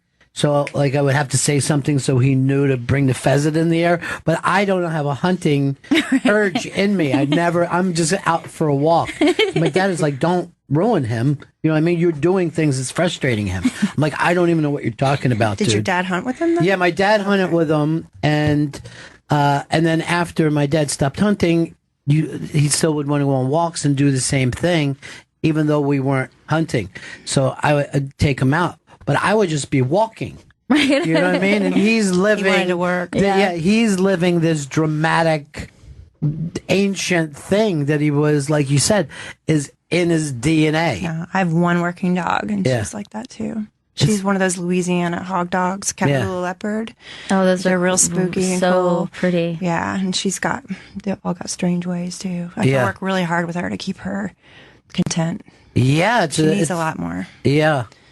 I've always really liked border collies. I think they're just so beautiful, but I couldn't have one in the city. Like that's not, you can't even work. You just work for them. Exactly. And they just need like their instinct is so strong. They're really smart, but they just need space and they need stuff to do. And you just like, they can't find really like live in the city like that. instinct to be the craziest thing that exists. I remember being a kid the first time my dad, because we used to catch these shad that would go all the way down the Chesapeake Bay. Then they would come up through this tiny little stream to get to a lake to spawn. And I go, how do they find their way back? I said, my dad. He goes, instinct. I was like, that sounds like the dumbest answer I've ever heard. You know what I mean? Like, that sounds like you've given me one word that's something so complicated. Yeah. I mean, even when I watch birds fly in the idea that we have some sort of knowledge built into us is hard to. We have intuition. Yeah, we have probably instinct. I mean, babies have instinct, immediately when they're born. Like, they know to try to nurse and they know how to figure that stuff out. That's good. So, like, there are certain things that we have that we're born with, but we're so much more vulnerable as babies than most animals are when they have. Here's the weird young. thing. Right. So if you look like something like love, right? Are you drawn to people because of an instinct and you don't even know why? You know what I mean? It's like bees do not know why they go around and pollinate. You know what I mean? They're just driven to do it. They don't know that, you're doing this incredibly valuable thing for the earth. Do we not know why this person is my friend? That person is not my friend, but this is what I want to do. We think we're making choices. Well, look at you. You thought you made a choice with your career, and something in the universe pushed you. Yeah, but I don't think I ever felt that stronger than that situation. Yeah. That was like a strange ultimate truth that was burning. Yeah. That I didn't turn away from and said, I submit to whatever crazy thing this is. Like, I can't not do it. I put myself right in it, and I didn't know why, except I had a feeling that it was the right thing. And then most of the time, what do? We get that feeling and we try to fight it. We try to intellectually fight it like, I'm doing something resistance. crazy. My family was really worried about it, and a lot of people thought it was just silly, and I was, gonna go broke and waste my time on someone and that kind of thing. But I definitely had a gut feeling. Isn't that strange? There's only a few times in life I think that happens. You know? Chris, what do you got, buddy? Beth from Tito's is in studio. Go to vodkafordogpeople.com for all information regarding Tito's Vodka for Dog People program. And the North Shore Animal League's Get Your Rescue On Gala is happening tonight at the Grand Hyatt New York at Grand Central. Go to animalleague.org for all information.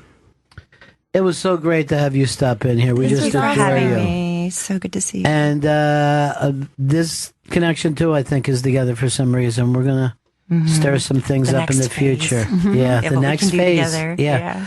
All right, we'll be right back. This is Bennington. It's the Bennington Show. If you're just tuning in, some great video up on the iBang of the big Christmas show. You'll see Chris Stanley dance. You'll see Gail sing. It's just an amazing, amazing night. Great pictures, I'm but so glad also to finally make sure see you it. click on that video. Yeah, I'm just knocked out by it. All right, you found this thing, Gail, called "Who's the Biggest Employer of Every State?" Yes. I looked at it. Have you, Chris? I have not looked at it. All right, let's play the game with Chris. All right, let me pull it up on mine. Yeah, you pick out a state and see if Chris can guess who is the big employer. Okay. I think we'll do well at this. Well, if I said to you Delaware, where they had the giant earthquake last night, what would you have said? I would have said for Delaware, like the credit card companies, like Visa. Now, my whole life, DuPont was number one. The DuPont business was but you are right. There's a lot of no. I'm not saying you're right. I'm not the one looking at it, Gail. But there's a lot of financial stuff that comes out of Delaware. What's Delaware, Gail? Delaware is with 11,000 employees, Christiana Care Health System.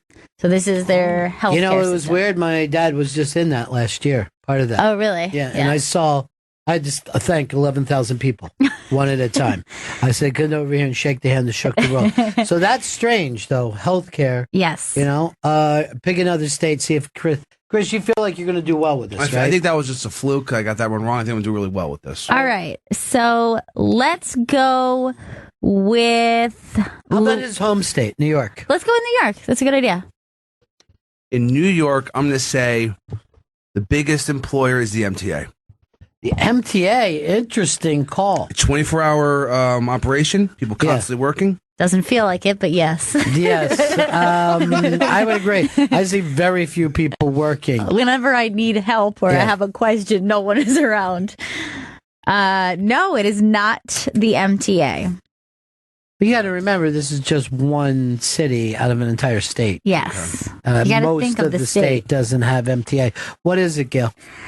With over 90,000 employees, which is, by the way, I think the second largest of any state with 90,000 employees. 90,000. This one I found to be the most shocking. I never would have guessed.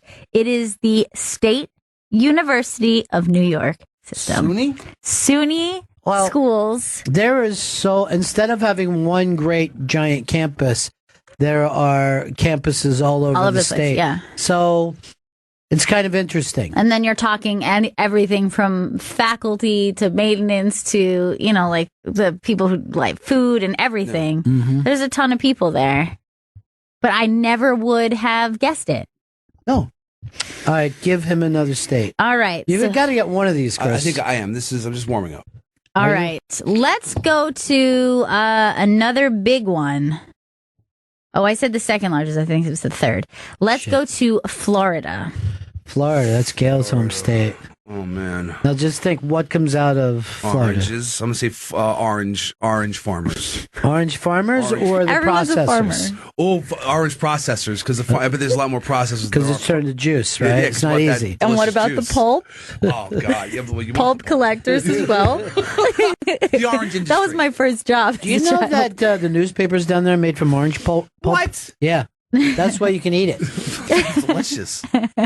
Am I right? No, you are not right. With 108,000, over 108,000, the largest employer of Florida is Walmart.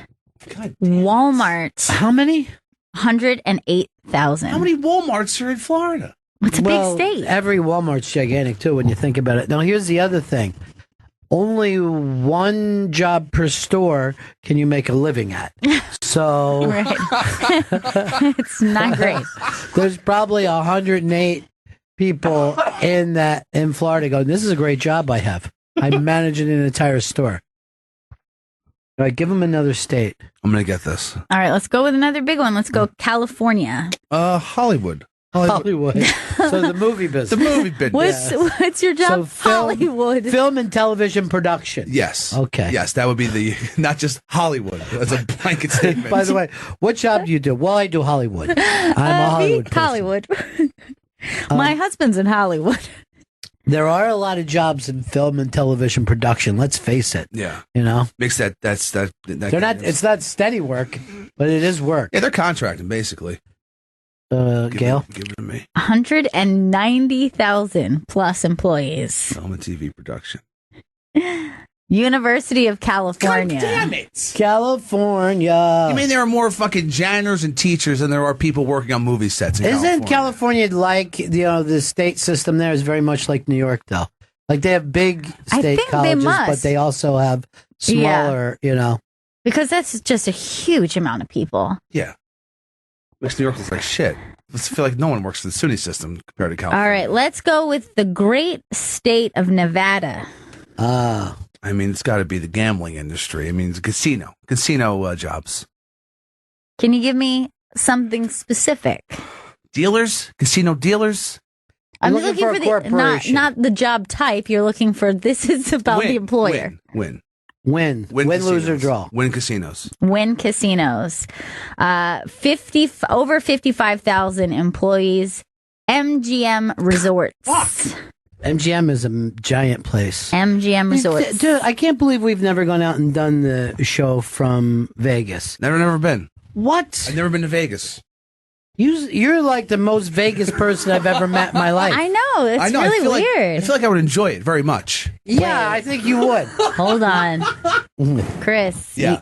you didn't get engaged at Thanksgiving like we wanted. Could we have a Vegas wedding? Not getting married in Vegas. Take the show there. Chris gets married in Vegas. When we gave Dave a trip to Vegas for his honeymoon. Perfect. And unfortunately, it was the summer. And it was 115 degrees. Oh, boy. And we sent the whitest person we've ever known in our life to Vegas and almost killed him. Oh, no. That is not good. Here, David in Iowa wants to jump in on some of this. David, go ahead, buddy. Hey, guys.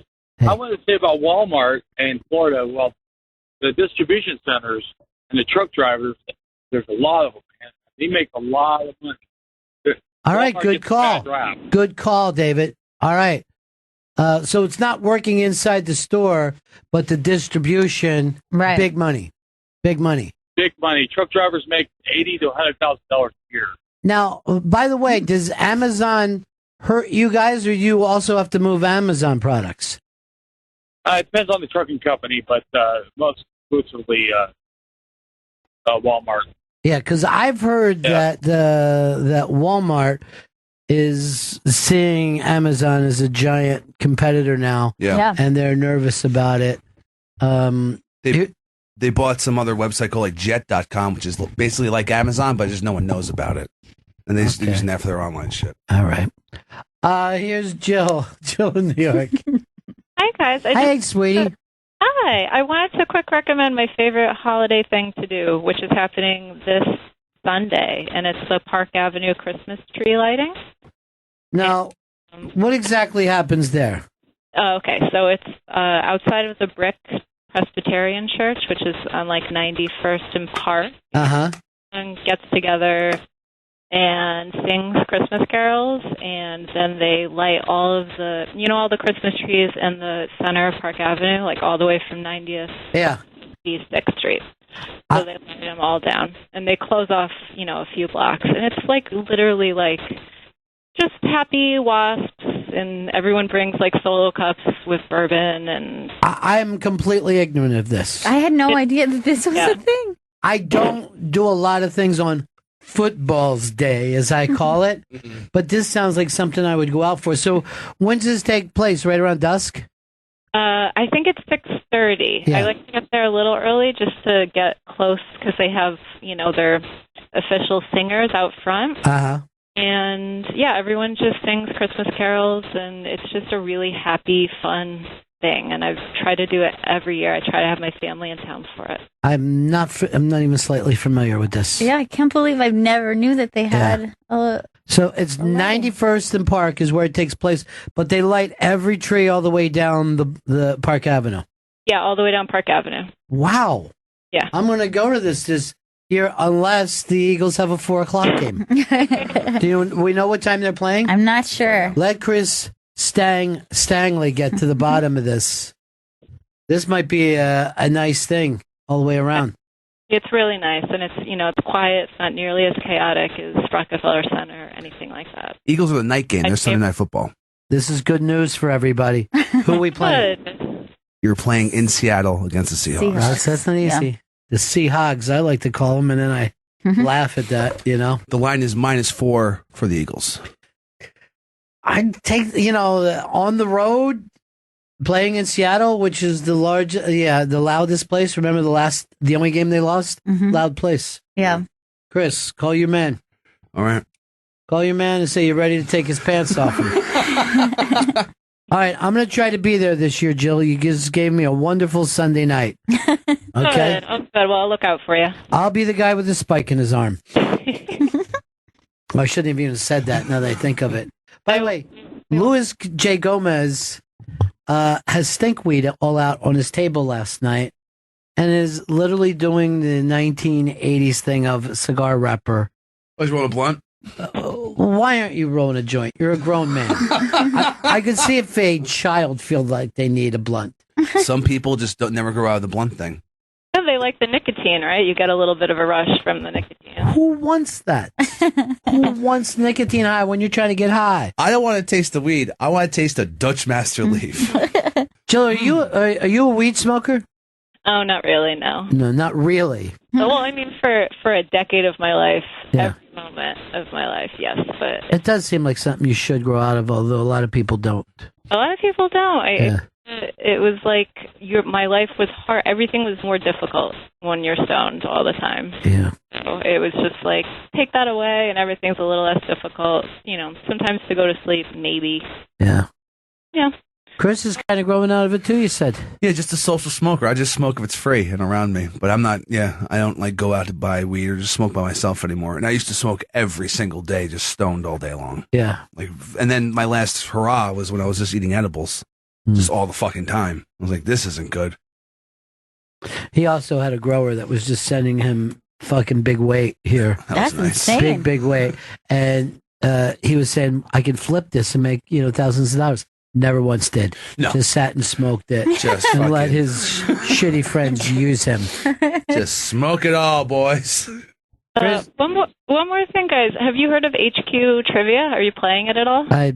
You're teaching me everything today, Joe. How do you know so much? It's so fun. It's an app you download, and it happens like twice a day, 3 and 9, and it's just an online live stream trivia game, multiple choice. And it's like you guys after the show ends at the office do it with like a group of people. It's so fun. So the whole group gets together. No, you play individually or you play as a group? Yeah. Everyone plays on their own phone, and you have 4 or 5 seconds. And some things, if you have a good Google person, you can get them. But a lot of times it's like, all right, you do A, you do B, and it's wicked fun. There's usually like 150,000 people playing, and By the way, did you notice the first time ever her New England just came out? Yeah, wicked fun. Wicked fun. Jill, we're going to send you to the Pretty Good Prize Closet. Yes. Your winner today on what I like to now call our B trivia. Enjoy yourself. Get her something nice, would you, Chris? We'll make it nice for Jill. Yeah, make it nice. You know how you Yeah, make do something nice. You know? You do it nicey nice. Nice. Nice. My wife. Oh, wow, we want. Why are you doing that with your hands? Just do it the right way. That's how Al Borat does. No, he does. And first of all, his name isn't Al Borat. Why did you say Al Borat? I meant to say that's how, not Al Borat. That's Al Chris, Borat. Yeah. I promise you I will work you until you break down. I promise you. Thank I'm you. not going to let you down. I'm not going to be one of these easy daydream Johnnies, okay? I'm going to bring out the best in you. It's the only way I'm going to learn. And once I get the best of you, Yeah. I want the rest of you. All right. Okay? Even all that bad stuff he's got? Yeah. I want the bad stuff too. More than welcome to it. You getting together with your girlfriend on Sunday? Yes.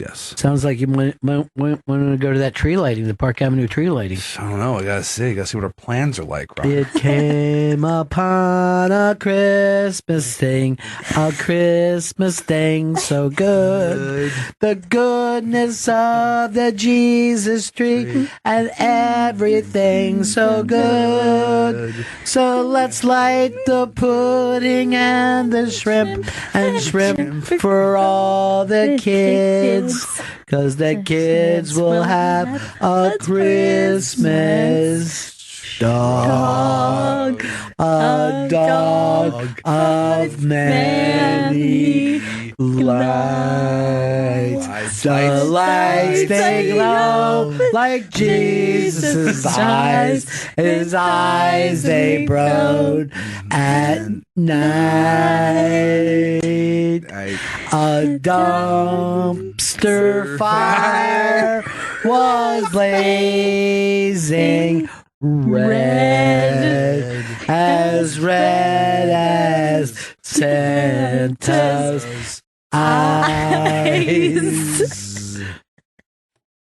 The cats and dogs, they smell the fish of French fries, and why the fries smelled like fish, for that we were surprised. God, I love Christmas music so much. Beautiful carol. Yes. One of my favorites. Oh, God. I could sing that. Just yell. All night long. Just yell at the neighbors. Yell at the neighbors. Just go to your neighbor's house and sing that shit. That isn't. That's not what caroling is. You're not You're yelling making at it so them. aggressive. No, I'm just like letting them know. Let them know it's a good song. Doug, DC, what's up? Hey, what's up? Just want to say, you guys talking about the Eagles. I used to play for the Eagles for a little bit, and it gets into your blood. It's infectious. I used to hate Philadelphia. Yeah. I lived there, and it just sucks you in. So I'm with you guys. Love Philadelphia. Love your show. That's pretty much all I have. Now, when did you play? Andy Reid's first year, so 99-03. So it was McNabb's draft class. I was a third pick that year. And then, before that, they threw snowballs at Santa, went 0-16, I think. And plus, I'm from Detroit, and so we have a long history of and whatevers. So so was that when Mike Golick was playing with the team, or was he already gone? No, he was gone. So it was McNabb's first year. Uh-huh. Doug Peterson, who is the head coach right now, Right. was the quarterback who brought McNabb in. So it was, but also, like I got to say, like when I played at Boston College, in college before that, you go to Philly and you had like fires shooting off in the air by the airport. The airport smelled like farts. And I used to think to myself, I used to be like, dude, put me any place but Philadelphia. And then I got to Philly, and I got to tell you, I love Philadelphia. Yeah, it's a lot of fun. It gets into your blood. when somebody tells you to fuck off in Philadelphia, you know they mean it. I mean, I just don't know how else to say it like other than that. It's sincere. It's true. It's a good place. No, you went on and played after you left Philly, right? Yeah, I played in Carolina for 2 years, and I broke my pelvis and had a bunch of shoulder problems and elbow problems. Yeah. When you look back at it, are you glad you played ball, though? Are you happy about that? Yeah. Oh, yeah, totally. I mean, I would let my kids play football. I think a lot of this, like, concussion stuff is, I mean, it's a deep discussion, but, you know, you learn a lot. I mean, it's one of those things where you get, like, the rubber meets the road, and you got to perform or just get out. And I think it's a great experience because life, like, you know, everybody wants their kids to be good and tell them it's okay if you tried. But it doesn't matter if you tried when you're older. You just got to perform. All right, so you know more than any. I mean, you know what it's like to be part of this. You know what it's like to go for it. Tell me the truth. The Eagles' chances this year. You can be brutally honest if you need to be. Dude, they look great. I mean, they're awesome. Their offensive line is great. Yeah. But I don't know, man. I mean, it's like when I lived there, when I lived in Philly, the guys in my apartment would ask me, like, point spreads. I'm like, I have no clue. You know, it's you never know. Somebody gets hot. I mean, think about the Giants when they won. Like, they just benched Eli Manning, and they won a Super Bowl one year where they just barely squeaked in the playoffs. So you just don't know. Both years that they won, the last two, like they just made a run at the end. Yep. But yeah, I agree with you. I mean, you want to get to the playoffs, and you see what happens then. All right, Doug. Thanks so much, buddy. Hey, thank you very much for taking my call. I love your guys' show. I've been listening for 10 years, sir. Anytime. Call anytime you want. It's great to hear from you. Thank you, sir. Peace. Right, take care. Like you said, you just don't know. You just don't know. All right, we're going to break here, Chris. Yes, Adam Ray and Avery Pearson are stopping by. Adam and Avery will be at Gotham Comedy Club in New York City tonight through Sunday. Go to GothamComedyClub.com for tickets and showtimes. On Twitter, at Adam Ray Comedy and at Avery Funny. So are we breaking or not? We are breaking, yes. Oh, I don't know why you went into a read when I said, are we breaking? We're breaking. And Christmas tubs of pudding goo, a goo for Christmas night. Bennington. Bennington is back, and we've got Adam Ray and Avery Pearson in studio with us. Yeah. Good to see you guys. Hi. Thanks for having us, guys. Adam and Avery will be at the Gotham Comedy Club in New York City tonight through Sunday. GothamComedyClub.com for tickets. And follow them on Twitter at Adam Ray Comedy and at Avery Funny. Yeah. Yep. I'll hold it. I'll have some mic issues. Yeah. Oh, you're having some? I can just hold it. We've been having mic issues all day. Nice. Particularly that one. How's that mic sound to you, Chris? No. I'm not even in. Yeah. There we go. Now we're good. That sounds good. No, it's out. It's out now. We're going to replace that mic. This is like the second replacement of the day. Done that I can hold it. You want me to just hold it? No, you because can do it like better on a stand, anyway. like a news reporter, right? You could just. Hold on. Okay. If I'm there headliner. you go. So, yeah, that's no, it's really good. But Adam just took my mic away from me. Tell them about the shows. Oh man, if you guys like laughing, no. So Adam and I, you like laughter, we do. Yeah. Oh my God, do I? So Adam and I tour the country doing comedy clubs, and Adam's an amazing headliner. He goes up, he does 40 minutes, and then we do this amazing improv music routine and make up songs about the audience, and it's hilarious, and we have a lot of fun. By the way, how many jobs do all you guys have at any one time now? Like, people used to just be something. Yeah. I mean, my day consists of, so I have a couple voiceover jobs I do, and then I do those pretty much every day, and then do podcasts with Brad Williams called About Last Night. We do 4 or 5 of those a week, and then 3, 4 shows a night, and then try to fill in the other hours with, some me time, light some candles, put on some Phil Collins, you fill in the blanks. One more night. Yes. Sing it to yourself or to your member. It's a lot more intimate than one might imagine. To your member. Yeah. I don't know. What can you say? You can say whatever you want. You can What would you like literally to say? Okay. So most of our stuff is the things that we accept. Anything racist. If it's not racist, it's borderline. Can you say the phrase Matt Lauer dildo? On Yeah, over there. I didn't know how long it was going to take. Yes, we do. Is that the Pee Wee's Playhouse word of the day? And you did the word of the day, and the duck comes down. Poor Matt, huh? I mean, definitely all about him. Yeah. Poor Matt until, I mean, look, giving a gift, giving a dildo is a weird thing to do, you know? But I think it's on you for how creepy you want to make the gift, you know? Right. So giving the note saying, I want to see you use it. If you give your son batting gloves for his birthday, fine. If you say, here's a note, and the note's also like, hey, these gloves are for, you know, you're going to wear these when I watch you wash your mom's tits. Then you made it weird. You made it weird. That's so, weird. Yeah. and Lauer, I mean, dude, some of these clips I've seen of him, he's so, oh man, it just so fits the bill. It's like creepishly looking at Katie Couric, who to me seems like one of the sweetest people ever. Yeah. I feel like she's a Regis type character where what you see is what you get. And to see him like perv out on Couric, I'm like, oh man. Perv on Couric. Everybody knew this for years. For decades, everyone knew it.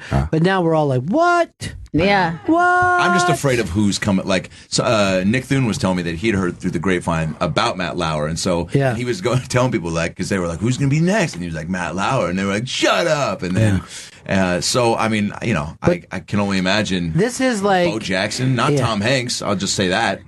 We don't know. Though. It won't be. If you're a white guy, we don't know. We don't know. White guys are the problem. As a matter of fact, just 2 days ago, I found this out.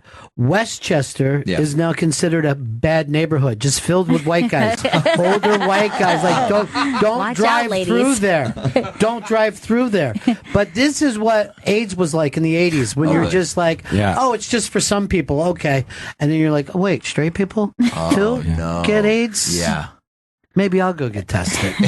So no one, like Matt, there's the thing of Matt Lauer was interviewing another, like Bill O'Reilly. Yeah. And he was like, hey, being tough on... Grilling him. Yeah, because he didn't know what he did was sleazy. But the thing is, it's not just the sex toy one. He did have there was another incident, another situation with dick out at work. Dick out of work. Dick out of work. Secret desk button. Hey, guess what? The only people with secret desk buttons are the boss from the Jetsons and Dr. Evil. Yeah. But they were to release you into like a pit of sharks or tigers, not to be like, hey, don't run away from my penis. Like to be totally honest, my Coke dealer had a secret desk button, and it used to be nerve wracking. For sure. You'd be like, so we're done, right? We're done here. Let hit the button, please. Hit the button. Yeah, it's a power move. Yeah, it is.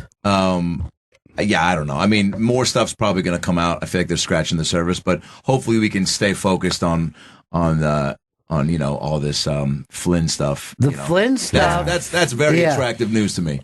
The Flynn stuff. Finally, we had a break in the case, and now, but everyone's moving ahead, like trying to guess what it means. We don't know what it means. Yeah, this thing rolls out as it does, but apparently the deal is Flynn said, and I heard this from a news guy here, that the reason that he contacted the Russians is because he's saying Trump told him to.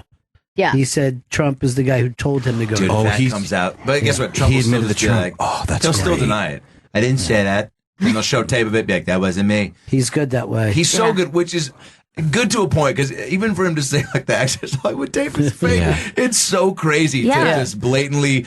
It's like at that point you're like, you have lost it. You're just you're and you know, everything we're talking about, the axe is coming down on all these guys, and he's still standing. He's still standing. Yeah, he doesn't fold like those other people, and he is right. They dub things out there in Hollywood. It's dubbed. Everyone does amazing impressions of me. Yeah. It's definitely an impression. And he knows for a fact he didn't say... Billy Bush. It was Alec Baldwin, definitely grabbed it. And he never said ice hole. So there, you know what I mean? That definitely... Yeah, that was for TV. That's something they did so they could get that on TV. I just loved in that one soundbite that never gets isolated is, you know, it was all terrible, but talking about moving on Nancy O'Dell when he's like, I almost moved on her. I almost moved on her like a bitch. What dude has ever referred to himself like in any sort of like, dude, you see, like, tonight's the night I'm gonna go talk to Lisa. She looks good. She's single. Dude, you know what? I'm gonna go through it and I'm gonna talk to her like a bitch. Like a classic dude bitch. I'm gonna start crying out of nowhere. Just talk to her like a normal, something nice. like a non-bitch. I'm sure she'll respond to that. I'm gonna talk to her like a human being. Like that just when he said that, I was like, oh, you just have been out of the game. Yeah. What was the one, too, that he just said the other day that they had from Golf Magazine, that he said there's nothing I want to get it right, but he said something like, "There's nothing like nothing in the world like first class pussy." There you go. So that's. Oh my God! He said that in Golf Magazine. Yeah, well, to be fair, Golf Magazine needed to up their content. It's a boring sport. They were lacking pussy statements. Yeah, they changed it from pussy to talent, but now they went back and admitted that he had said pussy. Oh, they changed. So after the interview, they were like, he said talent. Oh, they just gave him talent, like to say, "Oh, this could come across as bad." Animal. Yeah. Am I right, guys? Add that to the end. First class, right? Oh my God. Choice. Oh. Just stop. Yeah. Well, whoever's next will have, I don't want to say an easy breezy, beautiful cover girl type of situation, but definitely you have to the worst has been, we've seen it, I feel like. Yeah. As far as even like saying, retweeting Muslim hate video, like there's everything that you could possibly be like, could it get worse than that? He's giving you that. You know? Yeah. So even if it is The Rock or Oprah or whatever, and one of them slips up with like something kind of racist, like whatever, you know what I'm saying? Because it can't be as bad as. The Flynn thing is like amazing to me because he was a general and it's always supposed to be about honor and all that shit. And then you just find out like he's just a regular guy cutting, you know what I mean? Yeah. Like, hey, how can I make a little money on the side with that? You're like this, everyone is you live this whole fucking code of honor. Yeah. You're Jack Nicholson right now. You know, you're damn right I took the money from the Russians. You know, he just snaps out of nowhere and yells it out. It'll be great for comedy when it's over. Yeah. Do you think?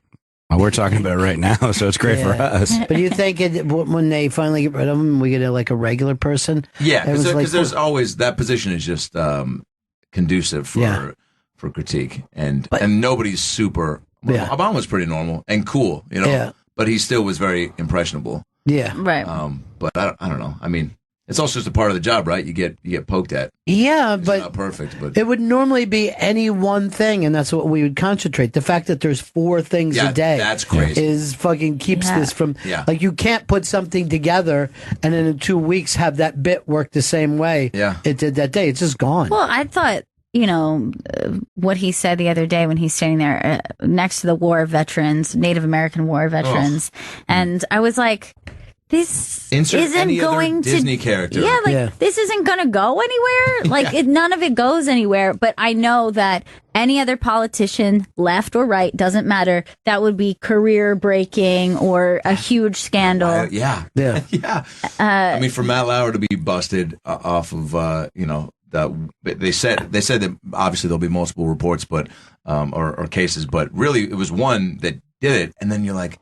But Trump has like so many and actual lawsuits, and like that's.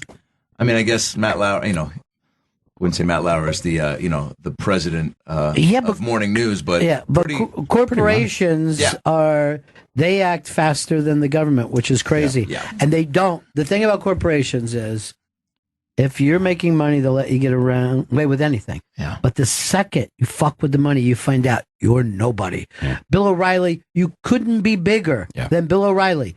Fox News protecting him. Second it fucked with the advertising.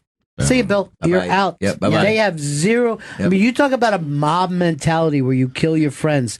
It's American corporations. Yeah. As soon as you put their J.C. Penney or John Belushi money in Jeopardy, you know, then you're toast. But, you know, everyone always thought that, you know, MSNBC was liberal and Fox was fucking conservative.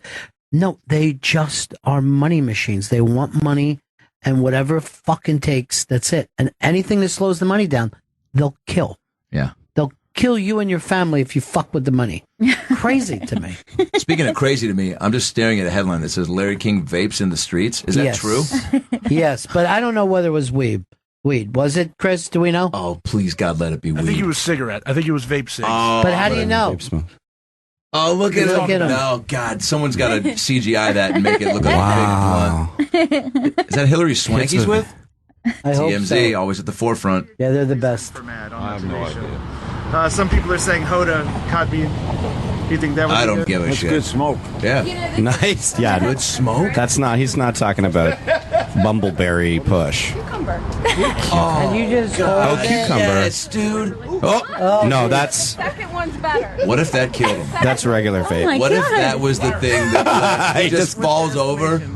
Look at he had to hold on. He does look like he stepped out of a. He had to hold on to the podium. He stepped out of a what? Coffin. Oh my God. Out of a coffin out of a coffin, out of a big five. He was like, give me the first jacket that a dad in a softball tournament wears. I can't believe she just stuck that vape in his mouth. She's I like, know. there you go. I It's love that. cucumber. Who is that she, by the way? I don't know. Is that manslaughter if he keels over after Yeah, I that? think it would be. Yeah. I think it would be. Look at that. That's the shot we love. That's a great picture. Yeah. Look at his eyes. They're just like, what the fuck? By the way, he really didn't. She started to say it's cucumber. He was already puckering his lips. Yeah, he He's didn't like, I give don't a care what fuck. vegetable is associated. Yeah. Stick that thing where. Let's go. Yeah.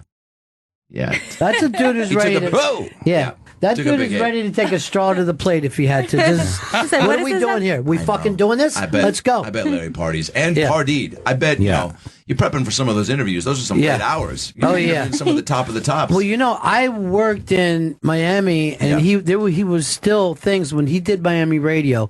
He was very big, and he was a crazy gambler, and he would become friends with bank managers, get a loan out of them, and then stiff them. And he had like 7 going at the same time. And this is like in the 60s or early 70s when he was doing this. What was his game? Blackjack or Go Fish? Or? I think it was the Uno.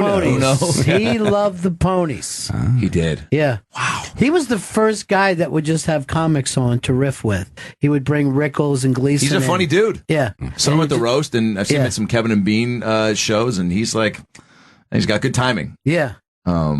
But I guess not with sucking in cucumber vape pens. He got There's terrible timing. yeah. I mean, things happen. I think he's been married like at least 7 or 8 times. Well, and I dude. always like the optimism. Hey, Chris, how's everything going in that room? You keeping an eye on the room? Yes. Turn around and see if you are or not. Thank you. But I like the optimism of a guy who's been married like 6 times, and then he's going like this. No, I think I found the right girl. Number 7. Yeah. Number She's 7. special. First 5 were they were good, but they weren't me. They weren't Yeah. yeah. That's I mean, I don't know how you just and how much time in between each marriage, you know? Was there like a 4-month gap before he did the next one, or did he have a rule where it was like if I can't interview them in 20 minutes and know that they're the one for me, then on to the next guest. he's You know? good like that. I have a feeling though, like he was working on 5 during 4. I think they're, Seems like the You type have of to. guy. always You wanna stay on top of the it. plates are spinning Now, all the time. do you think he was pulling the Matt Lauer move to court some of these gals? Being like, here's some beads. I would love to see you, perform some sort of circus trick with them. Right. Yeah. And she's like, I think, do you mean like on me? No. Yeah, it's up to you. That's up you. to you. You interpret it how you want. I just want to be in the room when you open the package and insert them. Yeah. And the door's locked. So And the door's locked. The door is locked. Don't worry, it's magic how I do it. Yeah. Ta-da. I think I would have asked for a foot pedal instead of Of course. something I could just hit with the foot. Less creepy. And then imagine like you're in there and you're with Matt Lauer and you just hear click. Like what the fuck just happened over there? Mr. Lauer? Yeah. Oh, dude, that's just so crazy. I could talk about it forever. He had a pit. He had a pit in there that used to put the girls down. He would lower the lotion down in a bucket. You know. Somebody had to. Al Roker wasn't going to be that guy. No. He was doing the weather back then. By the way, I would not have pegged if I had to have some sort of pervert pool for the Today Show. Willard Scott would have been my first choice. Good call. All these shout outs to old ladies, like, some of them were just like, just say my name on TV. I'll do anything, Yeah. This is like Gloria, Tina, 105. And we're like, why are all these old ladies shout outs? Like, what were they doing prior to this that got them the attention, Sponsored by Smuckers, that made you think it wasn't pervy because it was like, Smuckers is a good brand. They're like, this pervert, shout out is sponsored by Jam, I always like how he would give like a fun fact, like she's 105 and she still loves her shrimp, and then he would move on to it would just be one. He was so close to being like, her broken hip ain't that broken. Anyway, we'll be right back. It's 75 in Detroit. I like 105 years, and like your shout out just comes down to the fact that you like shrimp. Right. You're like, God The damn, I facts wish I were would have there. said something better. Because he asked him, he's like, what do you want me to say? Yeah. I'm Every great day. at backgammon. Yeah. Every day she does that crossword. But here's the thing about him, and I'd never heard of panic attacks before him, but he used to panic attack. Willard. Yeah. And he said that he would, this is how the world has changed. he would have a Valium and lick it all day long during the show rather than take one and get high. So there must have been like a psychological, baby's good, baby's licking. And we're calm, and we're Willard, and we love jam. Yeah. Now, the guy that used to be a coxman was the guy before, Brian Gumble. Was also known for it. Yeah. For licking the pills? No, for loving chicks and having ladies. a lot of ladies. Coxman. I haven't heard Coxman in a long time. That's great. Stickman. Michael Rappaport's a big advocate of the stickman phrase. What is it? Stickman? Stickman. Yeah. Rappaport's killing it lately. So too. he's man. You want to hear a great Rappaport story? Yeah. So I do the movie The Heat, right? And he plays Melissa McCarthy's brother in that, the Sandra Bullock, Melissa cop comedy. And the first day I met him, we just shot one tiny little scene that took like 10 minutes. And then Michael McDonald is friends with Melissa, so he went to go have lunch with her. And Rappaport's like, what do you want to do? You want to hang out? I was like, fuck yeah, Michael Rappaport. I just met you. I'd love to hang out all week if that's possible. Yeah. He's like, let's go to Little Italy and get some fucking food. I was like, hell yeah. So we go to Little Italy, we sit down. Everyone's recognizing him, so giving us the star treatment.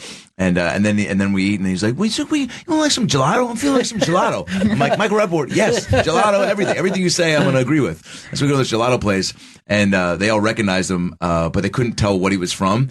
And they're like, you play the cop, you play the guy with aren't you the, and then people kept coming out of the back, more Italian gelato people being like, you play, and they started like act out, see, they're like, aren't you the guy that goes, hey, boom, boom, boom, boom, boom, boom, like a guy started doing that thing, and Mike was like, yeah, it's me, I'm the boom, boom guy, can I get some fucking chocolate chip, His life is fun, though. He has a good time in his craziness. He does. Yeah. He milks it, and he works it, and he owns it. His dad and I've never said that. Never say that. Can we stop for a second and just isolate that soundbite? Send it to me. I want it to be my new ringtone. He milks it, he earns it, and he owns it. He milks it, he works it, and he owns it. Yeah. I hope he dies tomorrow. Farm? I hope he dies tomorrow, and that could be the quote underneath this picture. But his dad was a wild man too.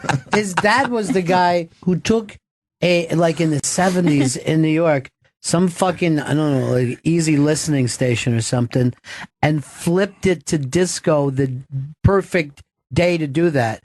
And then took one of those stations that went from worst to first, right? Wow, way. So I knew this guy. He was a sales manager when I came into radio, but he used to be a salesman for this. And he said he would go places like Studio 54, and they would go, yeah, we want ads. Take one of the bags, and it would just be bags full of cash because they never paid taxes. None of the discos in New York at that time paid anybody except for the mafia, right? And they would just he would go walking in with bags of cash and say, how many spots can we buy with this? It was fucking wild days. Yeah. So nuts. And then he goes like this, well, I'll take a get a bundle for myself. A little, you know what I mean? I'll get a little taste for myself. Done well for myself. Pick myself up a suit or something nice. Put it back into the business. Oh, that's but nice. could you imagine doing a cash fucking business that big? And none of those guys paid a cent to the government. That's why eventually the government would just come around like, look, we got to take you to jail. This is crazy. You haven't given us anything. Yeah. Studio 54 would have a room that just had cash laying in it. Wow. They didn't know what to fucking do with it. They didn't know where to take it. So they just kept it in the basement. If I had a time machine, I'd definitely go. I want to go see the dinosaurs for a minute, just to see what Jeff Goldblum was freaking out about. And he loved them. He loved them. Yeah, he did. And he was so comfortable holding up the flare in front of a T-Rex. He lived. We don't it. give him enough credit for that. He's like, I'm not scared. I'm not scared of you. That's good. Anybody can do a Goldblum. You just got to act like you're looking at Valium. And it's called the Willard Scott that gets you the Goldblum. But also the Studio 54 days. I mean, those, just because I feel like there's whatever, and I'm not a big nightclub guy, but I've been to them, but I just feel like that world was so, just that time and that space, right? Yeah. And there's just so dirty, like filthy. Yes. Dirty. I want to see that. Yeah. Now you just go to a Dave and Buster's and you're like, oh, cool. The ski ball feels like somebody jizzed on it. So. But the fact that they just had a giant Coke spoon that would come down from the ceiling, like, yay! Wow. Yeah. The Hard Rock has that giant Coke spoon. Do they really? Have it. That's a real thing. They have it. Yeah, they really do. Wow. And we have a station here that's just straight Studio 54. Yeah. And all the old scenesters come on, and they were just, you'll hear these older people going like, you would be getting fucked in the ass, you sucking cock. It was wonderful. New York people were so rough in those days. Yeah. They were just like beautifully rough, and they're just like, we're doing poppers and licking each other's balls. Is that where the sounds like my bar mitzvah? Get out, everybody! Is that like where the true like rough and tough New York edge came from, like that era? Do you think? Or yeah, I would say the decades leading up to that, they were real. Like, go back and watch any of those. Would be like documentaries about the Yankees or Son of Sam, and the people they interviewed. The accent was so strong, and they were just so badass. Like, even when they did Saturday Night Fever in Brooklyn, they had to just have people protecting fucking Travolta because the kids just came by to beat up the film crew every night. To beat up the film crew? Yeah, they go, oh, where's some of my money? You're fucking basing this on me and my gang. You know that. Jesus. And they would just start punching. It was the Hardy Boys or the New Kids on the Block? Yeah, Who they was were it? just kids that were just fucking brutally tough and just shaking each other down all the time. Jesus. Yeah. It is weird to think, like, I think every era of New York, like, from the beginning, it was just a fucking really gritty place. Like, It was always hard. Like, if you just, like, 5 points to, like... Yeah. Like, what was down by Houston? There was that building that used to be called, like, the Suicide Hall or something like that. And so that was, like, a bar, nightclub, prostitutes. And I mean, like, this is a million years ago. Right. And that's just, like, wild, hedonistic life. Yeah, it always has been. Yeah. And now you have to be tough because you got to work 8 jobs to pay your rent. Yeah. That's still, it's a different kind of brutality. And now that's like a luxury condo, by the way. This Every place that was fucking hideous is now, you can't even afford a studio is $3.5 million. McGurk's, that's what it's called. It is. McGurk's Suicide Hall. Suicide Hall. Look at that shit. Oh my God. I love That's just like dirt on the ground. The street was dirt. Well, even before like that era, there would just be so much horse shit in the street that they're like, people are dying from all the horse shit. It was too crowded in the city. There's almost 800,000 people here. It's too much. Now it's like the subway smell. Yes. There is still an energy to. I mean, you guys live here, so you must. And I was just asking a fellow New Yorker the other day about this. If you ever get just complacent with how, like, I walk around, when I got in on Wednesday at like 6 a.m. and I had to do some stuff at like 1, and I was going to just sleep until then, but I just started walking around. City's up and going and moving, and I got sucked into the energy and like the just the vibe, obviously. And I'm like, it's probably because I'm here for a short amount of time, so I want to soak it up.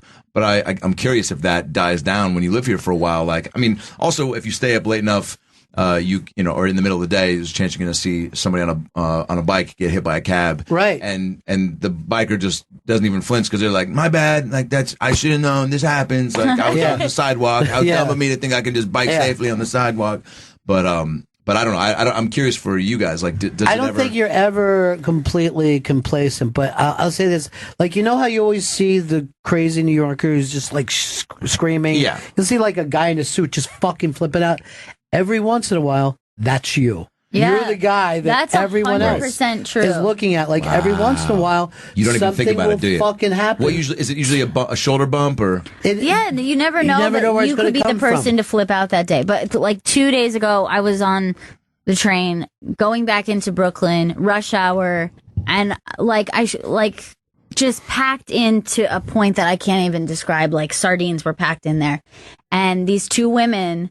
One pushes one to get onto the train, and they start fighting, and they're on either side of me. And I'm just like, oh, this sucks. And then I'm just thinking, like, these fucking nuts need to calm down. But then I'm like, I've been either one of these. Right, both sides of the story. Where, like... But you chest up, and there's no way out of it. And I'm just sitting there like, all right, ladies, like, let's just keep it together. What were they jabbing about? Like, it was like, one was basically doing the old trick of like, I'm not going to miss this train. And she like kind of gave the shoulder in because she was like, move all the way in.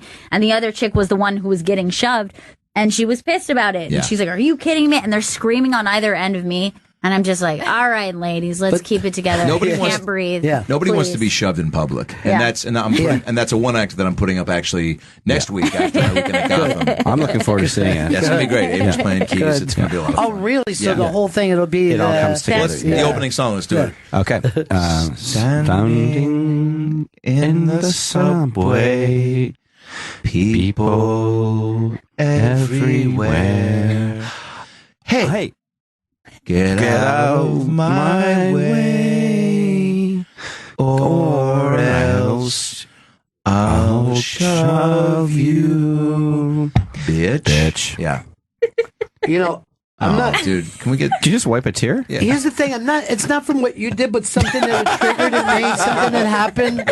I miss my dad so much. You know what I mean? Like, Always goes back to yeah, Pops. Always Just- come back. That song took you right out of the room and wishing you were somewhere Chris, else. you don't plug over anymore? Adam Ray and Avery Pearson are in studio. Adam and Avery will be at Gotham Comedy Club in New York City tonight through Sunday. Go to GothamComedyClub.com for tickets and showtimes, and on Twitter at Adam Ray Comedy and at Avery Funny. Now, do you get that on the West Coast? Do you have occasional meltdowns? Because I know traffic and shit like I think that. there's a severe amount of road rage happening daily, and you if you can't beat them, you join them. Yeah, right. And you can never beat them, so you join them. There's something like when you get cut off, there's something wonderful about just getting ahead of them and slowing down traffic. Yeah. And just taking matters into your own hands. I have a lot of fun road rage. Like some guy, literally, I was going kind of slow on like a middle of the street, like a lot of stop signs on these little small streets, and the guy just zoomed past me and goes, "Brilliant." And I was like, all right, well now I'm gonna follow this guy I'm gonna speed up, I'm gonna follow him for a couple stop signs. And I followed him for a good 7-8 minutes, and not real close, just like following him, and then nothing. finally turned You away. should have known that you were wrong, but you're still doing it. Yeah, like this could go and then I somewhere flicked bad. him off on the way out, and Yeah. he flicked me off, and it felt good. And like I had no real rage; it was just more fun to me because I wanted to pull up alongside of him and go brilliant and, Yeah, and right. do something else. That was all I had planned up at that point. But you never know if that guy's just going to start blasting. That's the why thing you don't know. And you don't know that brilliant isn't Yeah. attached to an AK-47. Yeah. Or you would think brilliant has like a Nerf gun, but you don't know. You don't know. And you don't Why want to. not? That's a great idea. Instead of horns, Nerf guns? Yeah. Yeah. Well, you need something. Yeah. Horns aren't enough. Just one. Yeah. Or is it the bow and arrow or a Nerf gun? The bow and arrow is going to take too much time. Yeah, you need to drive the cart. Maybe even a water balloon. Yeah. Oh, isn't that- Super that's a- soaker, maybe? Super soaker. There it is. That's how you combine the two. Super soaker's still a thing. Yeah. And only get. I remember when my mom. It was I think for I was like 14. It was all I wanted. I was like for my birthday. I was like, Mom, I want like a big water gun for the summer. Like I just feel like I was out of the game last year. I didn't even have water balloons. Like we don't got much, and just shortly after my folks just played, and she's like, "Well, I don't have money for a super soaker," and I was like, "Well, fucking get it together, okay? Because this is an important summer. I'm heading into high school, and I want a super soaker." No, I was much kinder about it, but so we pulled it together, and it was it was a devastating summer for the people on the receiving end. Sure, that thing packed a lot of punch. Oh yeah, but I'm curious now, like, is that like just with all the the heightened awareness with guns, super soakers probably like you see a kid in the street with that, you're probably like, fuck, he's on the path to like even the game Duck Hunt. If you're holding the gun, you're shooting cartoon ducks. I'm still like, that kid's taking out a mall next. When we lived in Florida, we would have giant wars against our neighbors. Right, it would just be massive balloon wars that would go on for the best days and days and days. And we had that giant slingshot thing that I brought. Yeah, launcher. So we shot it in the air to come down. Yes. And they had a screen over their pool, and we thought that it would explode and rain down on them as they were eating. Instead, it took the screen down and all, and we're just like shocked. And the mom that we were fighting with is just rolling over laughing. We're like, fuck, so good. These are our neighbors. Oh, yeah. That's lucky. You had some familiarity. We would go looking for them at a mall 2 fucking miles away. for you. And hit the other family. It went on for That's an awesome. entire summer. Clean competitive fun like that should be encouraged in every cul-de-sac. It ended up with this all smoking angel dust. The whole 2 families. Every good story does. I got a great water balloon story. Yeah. So Brett Ratner came on my podcast about last night with Brad Williams. And you can hear this whole story if you listen to this episode. But he told this story. Brett Ratner, who directed Rush Hour and Tower He's been in Heist. the news. Yeah. Yeah. Oh, that's right. Yeah. Brett Ratner from we Current got him News. just after all that, or before. But he used to be great friends with Michael Jackson, and he's told the story how they were at a hotel room and having some meeting for something, and then they were up in he couldn't get Michael to come down for the meeting, so he went up there. And Michael was throwing water balloons. He was staying at the Beverly Hilton and was throwing water balloons at people on the street, like outside of the hotel. Oh, wow. Like just childishly, and hitting people. And apparently he was struck like pretty high up, struck people in the head. And so like hotel people had to come up to me like, Mr. And so Brett answered the door and like, hey, they're like, we're getting some complaints that Mr. Jackson is tossing water balloons at pedestrians on the street. And he's like, I don't know, he's not in here. I don't know what you're talking about. And apparently the hotel person like peeked in and saw his like sequin boots like underneath the bed. Like, I didn't tell you it wasn't me. Go away. Whatever he said. But there's got to be a certain height where it starts to become I'm saying dangerous. 20 feet probably minimum, right? Yeah. Grace, you're telling us we're wrapping up? We have to start wrapping up, yeah. Wait, but I got more water balloons. We have to wrap up. But when you say start wrapping up, it sounds like we have some time. So we have like 20 minutes, 30 minutes? Yeah, what do we got? We have to wrap up. Oh, boy. Adam Ray and Avery Pearson have been in studio. Adam and Avery will be at Gotham Comedy Club in New York City tonight through Sunday. GothamComedyClub.com for tickets and showtimes. And Adam's podcast About Last Night is available on iTunes and on Twitter at Adam Ray Comedy and at Avery Funny. Is there any chance there's a little clip of what we do on the weekend that we play a little moment of it? Yeah, you got it? Yeah. Did you get that set up? So after I do about 40, 50 minutes of stand-up, Avery comes on. We do about 20, 25 minutes of improvised musical crowd work, and this is a moment from a show a few months ago. Great.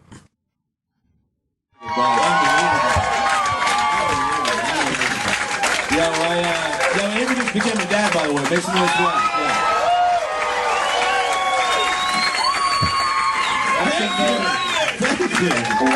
Thank you. Congrats on the sex.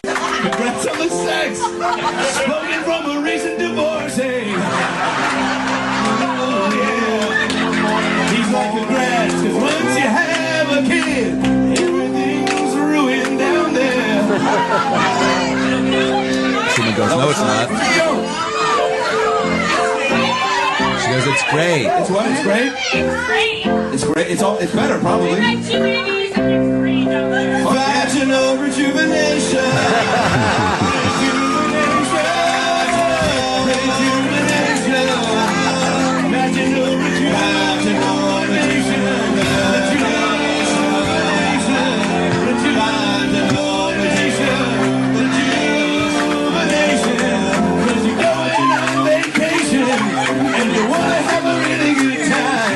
So you need to make sure that everything's in line. So you go to your doctor and say, I need to make everything better for a vacay. Can you take your scissors and stitch it up a little bit? Make me 16 again. Yeah. Vaginal rejuvenation. Yeah. Vaginal rejuvenation. No more Kegels.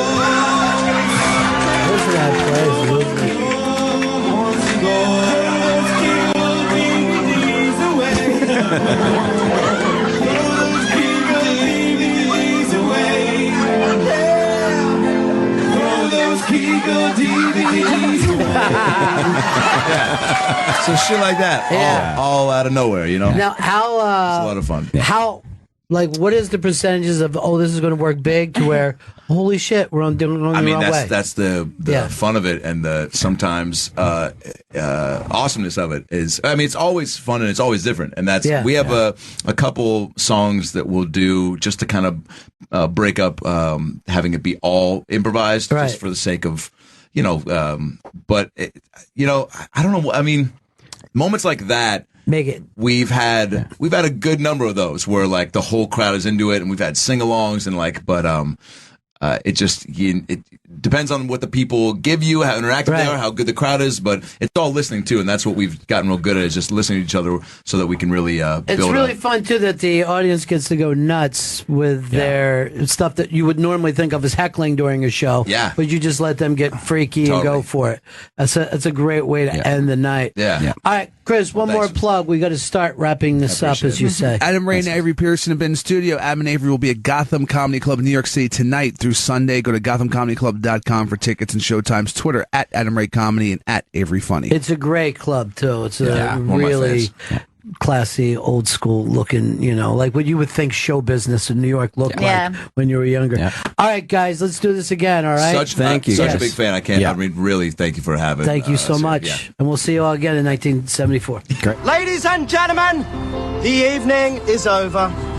We hope you all enjoyed yourselves, and we'll see you all again in 1974. Good evening!